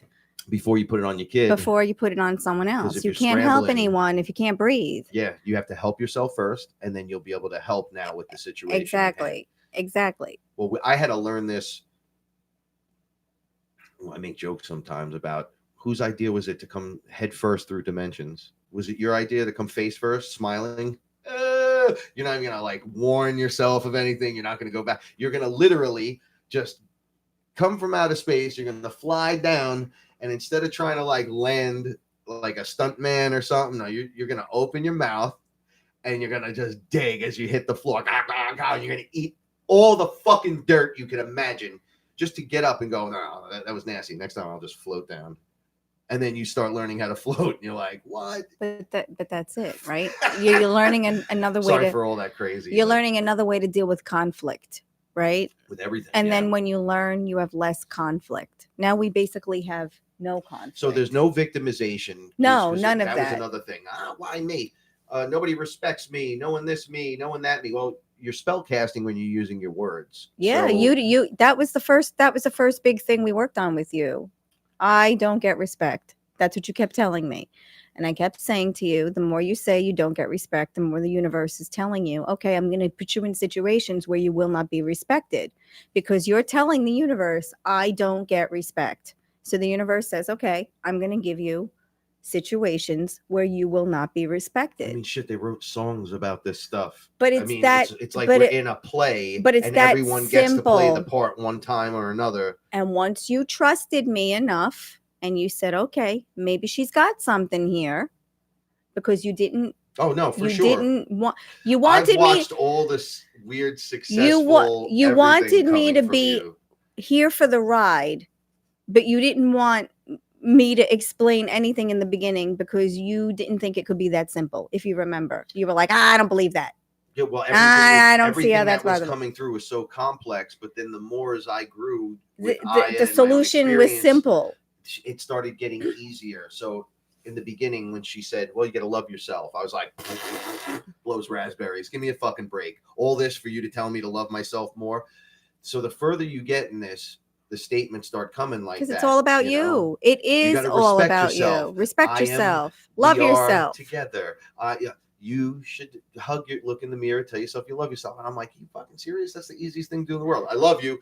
You didn't mean it. I caught See, him that's the talking hard part. about me. He was talking out loud in my house. He was in my basement and he's talking about me, and I'm at the steps and I hear him. I don't know who he's talking to. He's talking out loud and he's saying, this bitch is crazy. She's making this shut up as she goes. She don't know what she's talking about. Oh yeah, I do like her cooking though. And she is kind of right about some things. And he's having this whole internal thing that he's working out loud. And I'm at the steps and I'm like, do I let him know? Do I let him know that, like, now I know basically you're telling me you think I'm full of shit, basically? Or do I just pretend like this isn't happening? In the beginning, are you mocking me? Yeah. Are you mocking me? Nobody's that nice. Are you kidding me? Are you trying to pull one over on me? But it was like this, and it's like over and over and over. And I said to myself, this is how sick I am. I said to myself, I don't need this shit. I don't need to be doing this. I'm good. I don't need this. And the voice was like, oh no, you got to get through it. And I remember going, no, I don't. Who is that? Who's no, talking? I don't. Who's talking? I don't have to do this. And they're like, yeah, you do. You have to stick with this. And I said, I don't have to be because he treated me so bad. He was so mean. You were watch mean. what you say on air. You were mean to me. So what? A few times. So what? You a few times. To me a few times. Right? A little give, a little get. Balance. In the end, though, of that was definitely a weirdo. For sure. But when you started to trust me, my and you game started built, and then what happened? I had to be built up so then I could hold you as you came flying out of left field. So it's absolutely, but you didn't believe it until you saw. And I said, if you're waiting to see it to believe it, it'll never happen. Oh, so this is okay. If you're this is only in the first 4 to 6 months of our relationship. Yes, if you're waiting to see it, it'll never happen. You have to believe it to be so before you can see it. You can't tell the universe, hey, I'll believe it when I see it. I'll believe it when I see it. I'll believe it when I see it. How come I never see a miracle? How come I never see? And then it goes back to what you said. A miracle is having a bathroom or a drink of water when you need one. Yeah, it's exactly. A miracle. I got this. It's a miracle. Someone understands me. That's a miracle. Yeah. Okay, someone believes me. Someone loves me. That's a miracle. We have to appreciate those small little things because I think I know for a fact our language has been manhandled to the point where if you just use the word, it kind of doesn't fit what you really mean. Stop. We had to start demystifying things. This is not the fantastic. This is logic. Let's think about this logically. I love me. I love you, but I can't love you if I don't love me. Yeah, I was just going to say, and I can't love you if I don't love myself. Right, because it doesn't work that way. I don't know how to love something. You don't know. You think you do. You'll be like, oh, but it's more like a drug addiction. Yeah, exactly. Like, I can do for you all these things, but what about you? What are you going to do for you? Yeah, what are you going to do for you? Let me hear what you're going to do for you, because I'm going to be along for that ride. So what are you going to do for you? You're not going to just be sitting in the corner picking your nose the whole time. And then doing stuff for me, because I don't really want to nose pick and do it for me person. So anyway, then when we got past all this stuff that was difficult, I mean, it was, then we started saying maybe we should talk to people. And then that kind of formed the idea. Well, and you had already told me that Chris had been asking you for the show because you used to do the interviews in my basement. Yes, interviews were different though. Right, but because- he wanted you for a show. And then you were on an interview with him, and I was in the background, and I was helping Frank word some stuff or explain some stuff the way it happened. And Chris heard this and he goes, who is that? And Frank's like, oh, that's no one. That's my assistant. That's no Well, one. you didn't want to be heard. No, I didn't want to be heard. Yeah. And, you know, the jobs and everything. This whole world is set up for you to just put your foot in your mouth at any random time. yeah. And I didn't want to jeopardize, what I had. You know, you just worked for 12, 13 years. Yeah, at same something, thing. and Yeah. You're going to pull it out from me because I said, oh, you know, my boyfriend drinks ayahuasca. Exactly. But then. And it's working and it's helping. But through that, we realized we had something with the breakdowns, the explanations, how things are happening. And then I think we realized that it really didn't work unless we were together. Well, it didn't work the way it was just easier. It was a lot easier. It was a lot easier, but not because, oh, I have someone, so now it's easier. It's like that someone is adding value to the situation. Yeah, like we're bringing literally our 100% to the table and going, what's going on? So as we discuss these things, you'll notice from Paula to me and from what we teach, learn, and learn, teach here, and what we're going to talk about is everything from Tony Robbins and the good stuff and just waking up in the morning saying, I love you, man. Or what a beautiful day, all the way to the aliens, then all the way into waking up out of the Matrix. I mean, it's ETs around. This has been a fantastic ride. It has. It's made life worthy again. I can't even imagine some of this stuff has actually happened to me. Like I've been a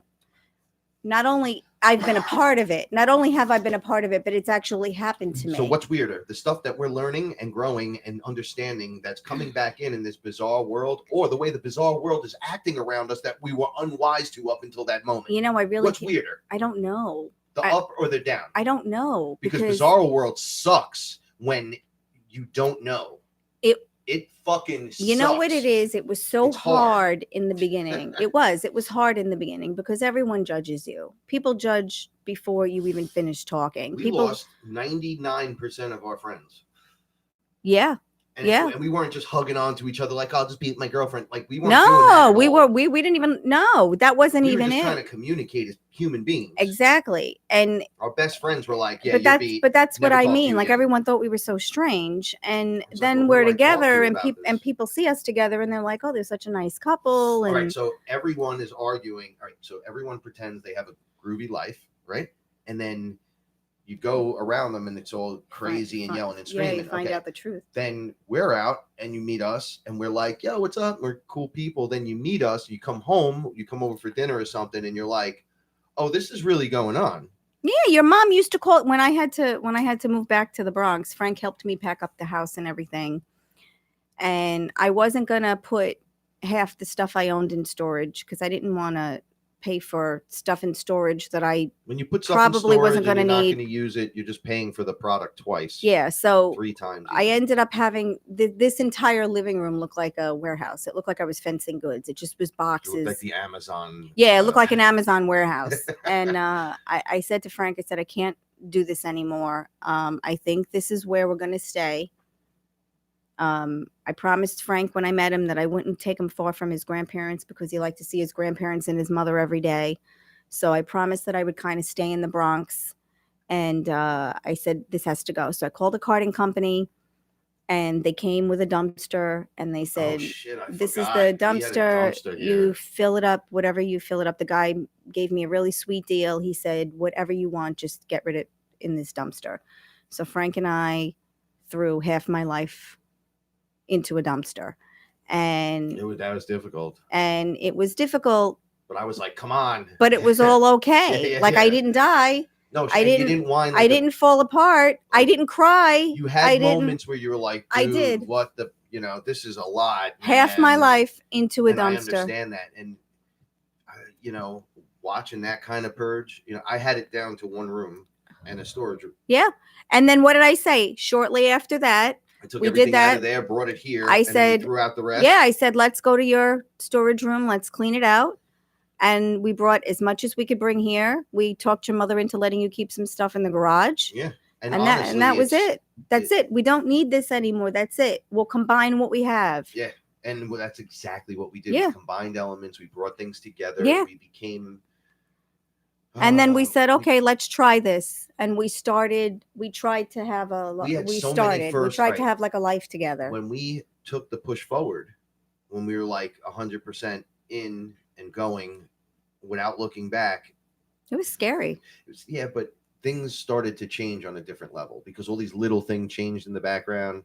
Like the paperwork got done, and then this happened, and that happened. I'm like, well, this isn't coincidence, right? It's like the power of confidence and really feeling like you can do stuff with help from your friend and the person who loves you. Like we were turned talking into that. because we were talking about it. If you have one person that believes in you, you can do anything. If you have one person that believes you, that's all you need, because that's more than most people get, is one person that believes in them. You have one person that believes in you, you can do anything. Yes. And then slowly we started to knock your list down, the things that you had to do. Believing in yourself at first. Yeah. And we did it. You hit ceilings with everything. Everyone hits them with everything. You hit it working out. You hit it theoretically. You hit it with your consciousness. You hit it in your own. I'm building a business or a website and this, and you're just hitting ceilings. Well, then we started with all of those ideas. When we decided we wanted to do the show, we had ideas for the show, and then we also had ideas of the website that we wanted to get going with the show. And then that came into fruition. And it was an amazing thing to see, because for the first time, a plan was executed and it worked. Yeah, that was another thing. We were successful. Yeah, we were executing. Yes, it was an well executed plan. But and I will make jokes about it, but it is the truth. It was the 10% a week thing. Yeah. And then it making small changes. And then so you're not overwhelming yourself. I say 10% per week.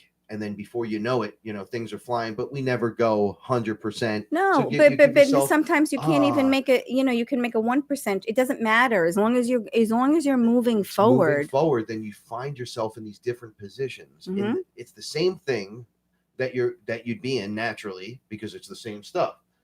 But it's now you're reacting, and your awareness to the situation and your perspective is completely changed. Yeah.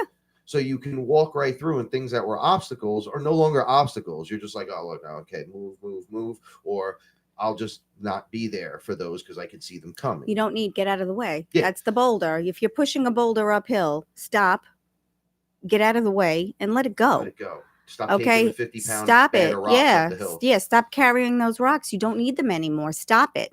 And then Frank and I really started to practice what we preached. Well, we had to. Because we said, if we're going to do this show, I can't talk about something that I'm not doing on a regular basis. It was something so deep. We have water filtration here. Best we can, take the fluoride out, and then the actual filter over there, and we're running things really.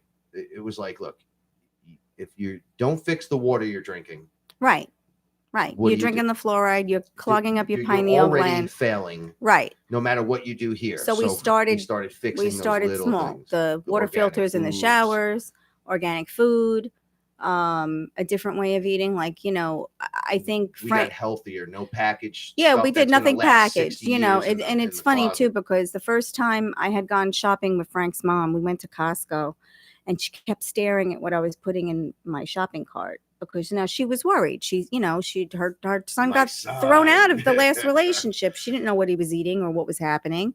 So now she's in Costco with me, and she's watching everything that I'm putting in the cart, and she's telling me, my son likes this and my son likes that. And I say, I know, Diane, I got it already in the cart.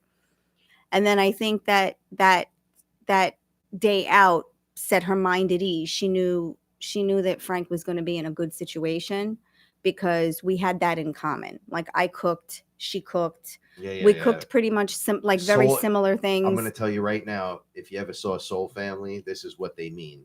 Two people that don't know each other, come from different spots. Yeah, never met, completely kind of act like each other. Oh, yeah. I mean, so many similarities. It was scary. It was really scary. when I met your mother, I was It's like, like oh my my, father and my brother act alike, but my brother didn't know my father on that growing up, level. So how do yeah, you know how to act like yeah, that? it's And they so go, well, it's in the weird. DNA. I go, well, then explain Paula and my mother. Yeah. It's got to be soul DNA It has to on that be level because because it's so strange. Like just the things we would do, like even the first time we were in the kitchen together, like just knowing what to do. And I was like, there's got to be something more to this. And then I remember coming home and I'm going, oh my God, Frank, your mother, it's scary. Like, she's got a thing of shopping bags in her car for when she goes food shopping. I got a thing of shopping bags in my car. oh, the I similarities are collect pine insane. cones. I got jars and jars of pine cones. She's got pine cones in her trunk. Like just stupid similarities. And then the first time she came here to the house. And this is awareness, by the way, This that is brings it is this awareness. It's brings us weird. It's two closer. women that It's never always knew each been other. there, It's and then just you very meet and you're like, strange. oh, that seems weird, And but then I like it. and then the first time she came to the house and she had coffee and she hung out and she said I remember she automatically said, oh, this is the fun house. Now I know what's going on. This is where people go to have fun. Like, and then she would sneak out of her house and come here and hang out. I'd make dinner, she'd watch a movie, or I'd make a late lunch and she'd watch a movie, or on her day off she'd come. And then about a year after that she retired, just around the time that I had to stop working because of my medical condition. And then I took care of my aunt before she got sick. So I ended up leaving my job at the perfect time because I was available to take care of my aunt until she passed. And then Diane and I had time to spend together. And that helped our relationship a lot too, because then Frank got to see his mom all the time, which was a big deal, because he was very close to his family, and when you don't want to, I always wanted him to have that, a place where he could feel comfortable. You know, it's funny. We dealt with a lot of stuff Like, from yeah, different people, very but soon. one of the weird things we and I know you guys out there must feel it too if you're in this category. Like, what's the deal with because we don't have kids, we don't understand. Yeah, yeah. I cook every night. I don't have kids, but I cook every night, so I don't understand. We And do everything exactly the same clean way. my house. I don't understand. We take care of the cats. I wouldn't say quite like they're children. They're more like funny family members. Yeah, but they're messy. They're It's messy, constantly. so you have to constantly clean and do it. So I'm kind of curious. Like when we came out and started talking, we were doing the show for over a year, and then we would discuss things in front of people because they would bring it up. And then as you start to discuss it, it's like, well, you don't have kids. What would you know? Or you don't understand this because you don't have children. Or I have to be at work every day. It's like, I didn't just come out of a closet or a spaceship. Yeah, I worked my whole life. Yeah. And then say to myself, if they just stopped working and then taught their kids this way, everything would work out perfectly. No, that's not it. Like I worked in the beginning. I worked for the first 2 years. Maybe take a breath and not just rush into that. Yeah. You wouldn't have to worry. It's like, well, I don't have time not to rush into that, man. Well, that's your brother you're talking about. I can tell by your voice. Well, no, because you don't have to. But but they do that. You don't have children. You don't understand. And it's like, no, I don't understand. Frank and I, we had a beautiful mushroom risotto and grilled chicken last night. I don't understand. What did you eat? That's what yeah. What do you mean? What do you mean? Why I cook every night, Rob? I cook every night. We don't have kids, but I cook. We're not fighting like traditional. Like we're the same. Yeah, same as everybody else. We just don't have kids all the time, and it's work for us just as much as it's work for everyone else. We got to start tearing down some of those walls because the ones that are productive in some of those areas, I don't want to say, well, it's the ones that don't have shit to do that are figuring this stuff out, guys. Right. So, but at the same time, we're doing success is how you value yourself within you or whatever. But I started really valuing myself. But you do value yourself. Everything started to actually become successful. Because you're held at a standard. So maybe before you weren't. So there was nothing to be held against. If you're saying nobody will respect you, then there's a wall somewhere from here to there. All right. So there you go. That's as far as you're going to go. It's as far as you're going to go. You're going to hit that every time until you respect yourself. I mean, exactly. You gained 20 pounds when we met, right? You gained 20 pounds when we met. I gained weight because we were I was cooking every night. He was eating at his mother's house. I would work and then I'd come home and cook and then he'd eat with me again when I cooked. And he didn't want to tell his mother no because she cooked for him, and he didn't want to tell me no because I had to cook for myself anyway. And then we're like, this the craziness has to stop. Like we have to stop. But yeah, it's the fun house. There's no kids here. Okay, So that's the only difference. Is you want to there's have a just cup of no coffee, children have a here. cup We of still have coffee. all the same things. Yeah, still have the including the responsibilities, you know, responsibilities and the action and the figures. action So it's figures. all here, right? We got to stop. We got to like remove some of those layers we put up on people. Like, But oh, you don't understand and you don't know. I'm connected to you. I get it. but It's we hard. do. It's not But we easy. do. But I'm no victim. I was a victim, Look, but I'm no victim no more. we're sharing space. Okay, that means Frank's shit has to be here too because it's his space also. So it was very important to me to make sure that he had space. So moving around, juggling things so that he could feel comfortable here. Because if he's just here, but his stuff isn't allowed here, then he's not living with me. He's just living in my house, and it's my rules, and that's not fun because I've been in that situation. So you know, We know we treat we our share animals. space. We don't even call them animals. Yeah, They're just they they're are the furry babies. family. Yeah, They're our it's babies. the way it is. But you ask anyone without a pet, and they'll tell you it's just a cat, or it's just a dog, or it's just a parrot, or it's I just beg to whatever. differ, sir. So, or it's just they're just AI or they're whatever nonsense you hear, and you're like, whoa, no, they're family. So it becomes family. So yeah, there's not actually much difference in raising a dog, the responsibilities of a dog and a cat and a bird and the bees. Yeah, and whatever. this It's the and same that. thing. We still have, It's yeah, you it's still an have earthly alternate version responsibilities. of the same thing. It's It responsibility. is. It's life. I'm a creator. I'm a helper. Okay, I don't have kids, but we help animals. Let's Yes, just we leave it at do. that. And So you know, I mean, sharing space. You know, everybody's got to do something. yeah, but it's also important to really share the space. Your stuff, my stuff, Oh, there's a healthy blended. balance for sure. You know, and then that's just the way it is. You know, your mom again in the beginning, she came here. She was like, "Oh, I said, I noticed Frankie's stuff is here." I said, "Diane, I have a cup of coffee. I greet Thor, the god of thunder, when I pour my coffee in the morning." And she goes, "Okay, there's nothing else to be said." Yeah, you know. And then there's no arguments about anything. And throughout the stories and the family members and the this and the that, what we're really doing is creating a space, an environment that you wake up to. Yeah, right? And that you go, want to "Yo, be in. I love this. I'm really grateful for this, and I'm hyper thankful. I'm glad I'm here. Mhm. You know." And then this weird thing occurs. You build this foundation based on all these values, and then it becomes this and this is if you're truthful and you're open, transparent, but you don't have to be kind of a washout by doing something like this. You just love and trust each other. You got questions, you want answers, here we go. But then if the answers are going to hurt your feelings, then we're going to have to work on your feelings being hurt after they're hurt, because you want the answer to the question. So Of it's course. just like an eye experience. Yeah. It's like you want to know what's behind door number 1, 2, or 3. I'm going to tell And you. it's like, but listen, whatever comes out and Right. shows itself, You have to accept you're it. going to have to accept it. Yeah, 100%.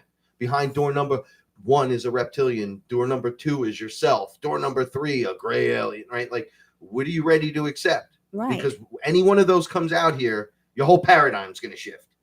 Is that what you want? And then it's up to you. It's up to you to say yes or no. And if you say yes, you're ready.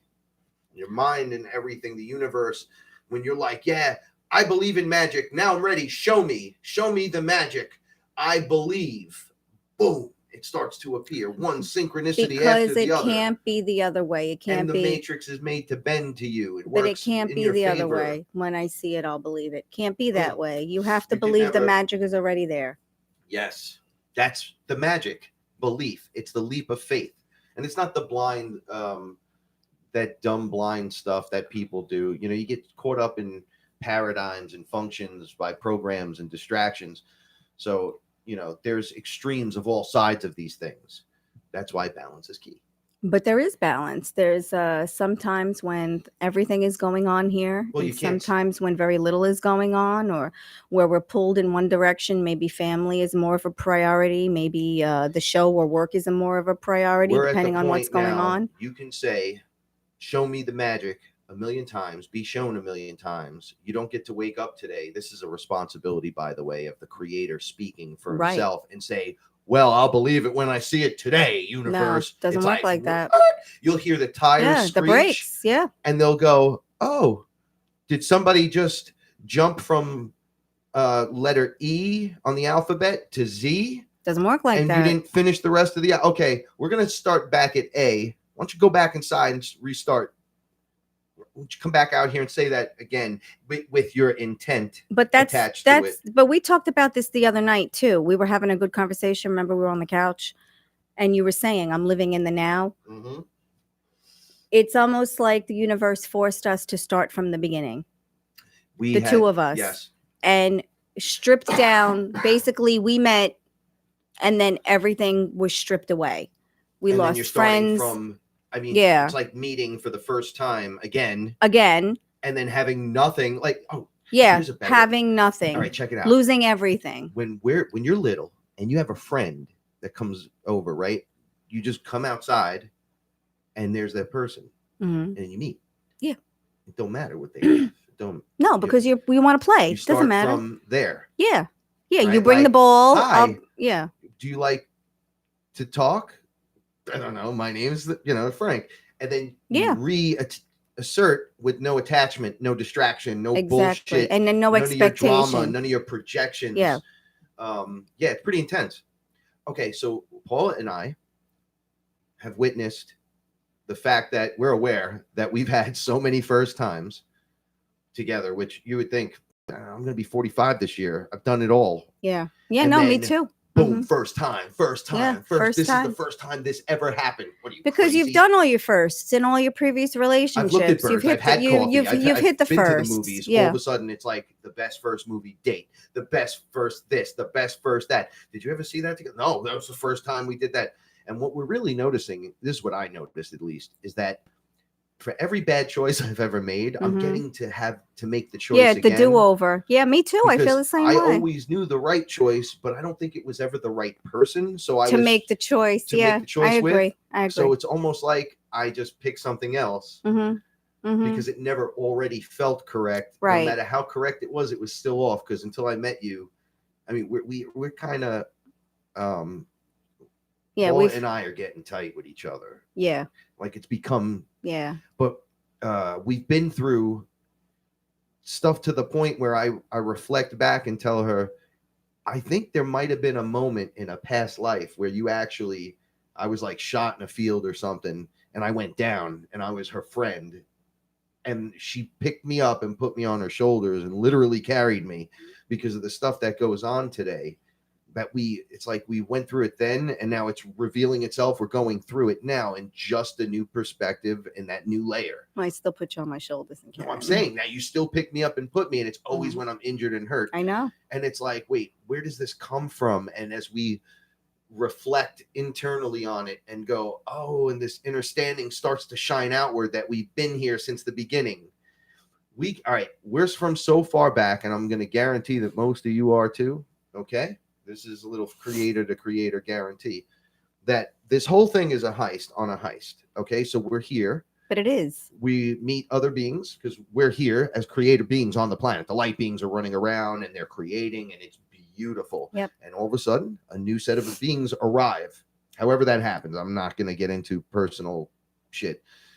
And then they go, you could have that same experience that you're having there, the way you're having it, but new because you're a creator. If you wear this sleeve, the body, right, you could go into the same space. So literally the same place you were just standing, but it's like this digital transfer of consciousness into a body.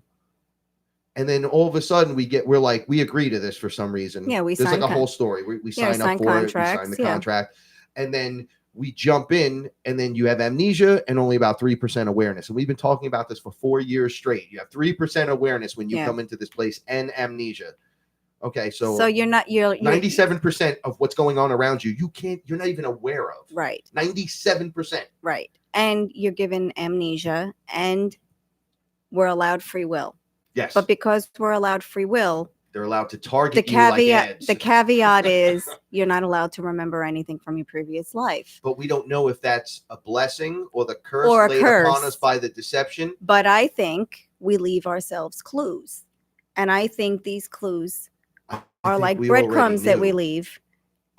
But what do? What's the best thing to do? You hide things in plain sight. Yes. So here is this man that I should have known over 20 years ago because we had all of the same friends. We literally lived in the same area with the same friends. We lived 1.5 miles away from each other like we do now. Okay. We all had the same friends and we never met because if we would have met 20 years ago, there's no way. I would have thrown you No a way. beating. I would have said, "Get outside." No way. No. Just kidding. You wouldn't have We wouldn't have you liked would each have been other. terrified of me. Frank was afraid of Asian people growing up. And who even knew that was a fear? But you were Yes. afraid of Asian people growing up. I'm half Asian. Well, You know. it was the whole music thing, you know. No, I get that. I had the past life where I was killed as the woman. No, I and it was totally so get that. And strong. I don't like that type of music. Like, I mean, I do like your music, but that's not my favorite type of music. So Absolutely, it's not. So you were playing in venues that and the funny thing is you did play in venues I've been in. I've yes, been I in played at all the venues. all the places So in the city you've played we in. watched this was so funny. We watched that movie about CBGBs. Oh, yeah. In New York City, and I'm like, oh, I performed there a bunch of times, but one time was really crazy. They thought we were the punk rock band, The Heist, but we were The Heist, and the punk rock band was ripping us off. So when we got there, we were supposed to play it like late at night, and we were like the first hip hop group to ever play there, right? But they were like, "Oh, you guys aren't going to cause any problems." So I was in there on stage, hanging out, getting things ready, and it was like when it first, like people weren't even there yet, and they were starting to arrive. And I did a sound check up there, and the place was shit, but it was so awesome. So the energy was so high, so I started shaking on stage, and the guy's like, I told you I tipped the sound guy $20 or $30, and he was like, "Oh my god, thanks, bro." And he's like, "I got you." So I was shaking a little, and he's like, "What's wrong with you?" I'm like, look down on the floor. He's like, "Oh yeah." There were tags everywhere, right? So Axl Rose carved his name into the stage. Oh, that's awesome. And I was like, "Yo, Axl Rose's name is there." He's like, "Oh yeah." He goes, "You're standing right where all of them stand." He goes, "Everyone is played here." Yeah. And guess That's what? Wild. And I go, "What?" He goes, "After tonight, you'll have two." And I was like, "Oh shit!" Like this is the craziest thing. And we were watching the movie, and I knew all the stuff that, whatever. We got 4 minutes. We're gonna take it in 4 minutes. So. Oh, we've been talking for 2 hours. Yeah, it's almost 2 hours, so we're gonna take it in 4 minutes.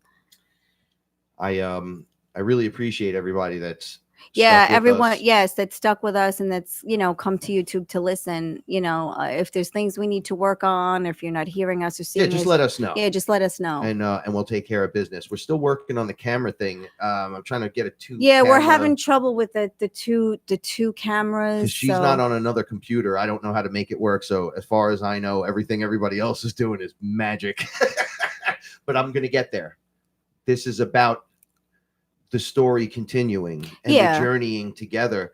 We told you the story again. We updated you now on everything. Like we're pretty much up to speed. Yeah, the things happening and again, now, you can we're going to discuss them openly. We're going to talk about. You can ask as many questions as you want to. I just the way it's set up now, I can't see the comments like I could see them the last time. So we have to figure something else out. Maybe I have to turn the TV. You could turn your computer on. I could do that too. This way I could read the comments. The volume off and just read the box. I could do that because I can't see the comments and I feel bad. People have written nice things and I can't even read them. I feel engaging this first show with full conversation, staring into your beautiful eyes is probably the best way to do this. No, it was a good way to do it. I felt pretty good. Catch you up because now we're going to go. We're not going to stay in the realm that we were playing in. We always talk about deep end of the pool. That's us, deep end of the pool. It's like we'll catch you up to where you need to be with all the theories and ideas and the explanations we have. Anything I've been taught, anything you've taught me. Yeah, and again, we can address. We'll have time to address questions, so we can do that now. We have a little more time to get into. There's no more commercials. We're not doing an hour show. We're just doing whatever we want now. See, this is the beautiful thing. So tonight's kind of it's actually, we talked about nothing on this. Really? Yeah. Oh, that's so funny. All right, we So have to keep that for next time then. yeah, absolutely. But maybe we'll do something during the week. Yeah, we could do that too. We could I do just that want to too. say, look, thank you to Tiffany is on there as Yeah. well. All right. Yeah. So listen, purging is important. I'm just going to say this: purging is important. The buildups to purging could be violent, emotional outbursts, like violent internal speaking Mhm. and sounds, and your little mind going crazy and everything. Let it all go. Purge it out. Throw it up. Whatever. Let it out any way it needs to Yeah. go. We can't hold on to these things, and a lot of people are No, it's purging right toxic. now. You'll get sick. You have to let it go. Absolutely. Language and definitions are separating us, where the two people are thinking about Yeah, they're pretty much saying the the same same thing. exact thing or saying the same thing. It's just we're all meant to have the piece of the puzzle, so we're coming from a slightly different direction. Understand that and try to give it a chance. You'll know. Use your discernment to resonate with Yeah. that. Don't be a dick, right? Like that's just something I need to let people know. And I want to ask y'all: has anyone else noticed the getting lighter feeling, like feeling lighter, and then at the same time things like air being Yeah, thick or thin. thick or Yeah. thin, like Yeah. thicker than well, you become lighter, so then it becomes almost a heavier thing. Yeah. Yeah. The We've other been day I was experiencing that. walking and I had this amazing walk, but I turned into this like locomotive type Mhm. situation. The sun was shining, it was like 90 degrees, and I just kept trucking. And when I stopped, I felt differently again. I go, no, I want to go back. Like I wanted to go back out and do the walk because I felt the air was doing something that it never did before, or I was never aware of. So I was never Right. breathing like that. So I've been purposely breathing. Right. But the other day in the sun, it felt different, and I opted to go for that walk Right. I and remember. take a mile walk, a mile back, and I was pouring sweat. And I was saying to myself, I feel the machine more today, Mhm. like, but I'm in full control without a distraction, Right. like more of the divine breath reacting with the Mhm. consciousness, reacting with the environment rather than going, hey, watch where you're going. Like there was none of that kind of shit No, going no on. It distractions. was like love all the way, send Yeah. it ahead. And Yeah. I don't tell them about the FearLess group on Facebook so people know where to find you if they want to. so if you guys want to join us for things like the meditations and the side private conversations, we have a private group on Facebook. We thought it was the best place for as many people as Yeah. we have to have a safe, sacred space. So you can pretty much go and have the Ask questions discussions, and have ask questions, discussions and say what you want to join the say without conversation, judgment. no judgment. And then we have members going live all the time, and they're expressing themselves in ways and having ideas that we didn't even see coming. Yeah, it's beautiful. It's just And beautiful. It's a one whole group of person people will, just talking. it's like one person hits a key in the note of the song, Yeah, and then and all then of a it rings sudden true for someone's like, oh, everyone. I know that song, ding, and they hit the note and they come Mhm. out and they Yeah. say something relevant to that. And then as they pull away from the first thought, we're in this conversation, and people keep just jumping in, adding themselves. I know, it's It's beautiful. like the pieces of the puzzle, we're throwing them down now on the table, going, well, this is what I have, and from every angle we look at it, it's all like this. And this is all metaphorically now, but it's really starting to shine. Mhm. So it's Facebook groups, the Fearless Family, the Fearless Family. You have to answer the question to get in, and you will be bounced if you're a troll. That's all I'm going to say. It's the most wonderful place on social media, because social media has become an armpit Yeah. of just distortions and crazy distractions and lies upon lies upon lies. So we have to really watch what we're doing with that. And if you could definitely, if you're enjoying what you're being a part of with us, please share us, because it's the only way to get the information out there. We're not rolling with the big leagues anymore. We are just what we are. When we are, Right. we are Yeah, fearless. fearless. So it's the StarShip Fearless is something that we like to say we built a light ship that we bring in our family members, and Mhm. we just go to where we're needed. Yeah. And then we descend into the area and do whatever it is we have to do, and we do it together. Why? Well, one, we're all connected. Two, the strength in numbers. Three, because it's fucking awesome, and that's how we roll. Yeah. Right. And if you want to roll with us like that, we would love to have you aboard. God, I sounded like the Love Boat right there. No, that sounded great. But, and this is where we're going to the be. FearLess family. Yeah. And then this will be the main headquarters. Yeah, this is where you'll find us. Now, next week, I won't be here, but Frank will be doing the show live. Oh, I'm going to be going live all the time when she's And, not here. yeah, I know. Yeah, boy.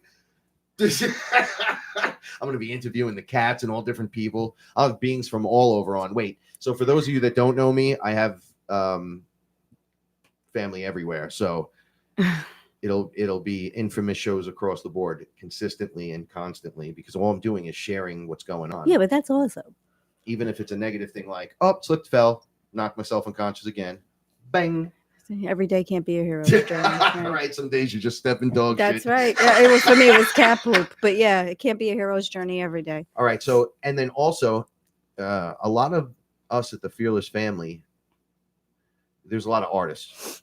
Yeah, there are a lot of artists. So we decided, everyone's different ages from different groups, and how could you come together to make things happen? So if you want to see their artwork, and the stuff that the FearLess family of artists has interpreted from what we've been talking about. Yes, and there's a whole bunch of different stuff there on the website. IamWeAreFearless.com. It's IamWeAreFearless.com. The links are everywhere with everything we do.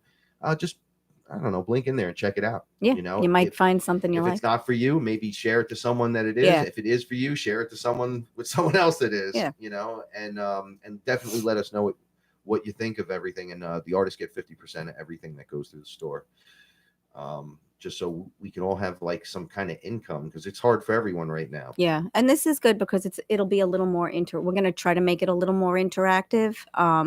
Yeah, well, first episode, I just wanted to bring everyone back on board. Yeah, ready and just for the next chapter. Yes. Volume 2 leaves Volume 1 behind. Everything we learned in that book, we're going to have to put into full play, which we already had to start doing the minute we learned these things. Right. But now we have an entire volume that we have to reference daily in Volume 2 as the new things are happening. Right. Because this is how you do it. It's like Dungeons and Dragons and fantasy football. You get stats and you start building them up, and different things start occurring, and you could look at your stuff with a clear mind internally and say, you know what, activate this, turn this on, shields up, ground me to earth. Today we're going to go visit this with my consciousness, protect me when I'm sleeping. We're going to go through all of it. So I really appreciate each and every one of you, and I'm very thankful and I'm very grateful to be here with all of you. And you're all my FearLess family. Yeah, that's how I feel. And thank you, Paula. Yeah. Oh, and thank you, Frank. I like this. I think this is going to be good for us. I really do. Do you really? Yeah, I do. I really do. Like therapy? No, not like therapy. I just feel like this is the right thing. It feels loving. It does. It feels warm. It feels right. Yeah. You know what's funny? This is good for us. 20 years in music, when the camera's on me and the red light's going, there's always the character that was remember who you are in the play. They don't really care about, does Frank go grocery shopping? They want to hear rock star, drink whatever, smoke blunts all day. There is none of that. There hasn't been in years. I know. There's no mask anymore. I know. There's nothing there. It's just me all day, all night, all day, Same all here. night. This is it. And it's really wonderful to be able to share that with everyone. And one beautiful thing is now when I have something to say about, it's easier to show you guys because we have the screen. Yeah. So now I can actually show you on the screen exactly what I'm talking about. Half the time I'm screaming with my hands in the air, like doing all kinds of weird Italian stuff. And you guys never get to see that. Now it'll just make sense. It'll make total sense, Paula. It'll make total sense. All right. So love one another. Be a little extra compassionate. I can't wait to join you guys again, and we all get back together to do this. And like I said, join the FearLess group. Yeah. If you're interested, we have things going all the time there. And again, next Saturday, 9:00 Eastern, YouTube. We'll be bringing FearLess family on the show. We don't really do interviews per se. We're going to have conversations and stuff. So we can present from all these different areas, all the things that we're learning. So thank you. And, remember the universe rewards bravery, and stay fearless. and we'll catch you guys next time. We love you. Love you so much. Peace out.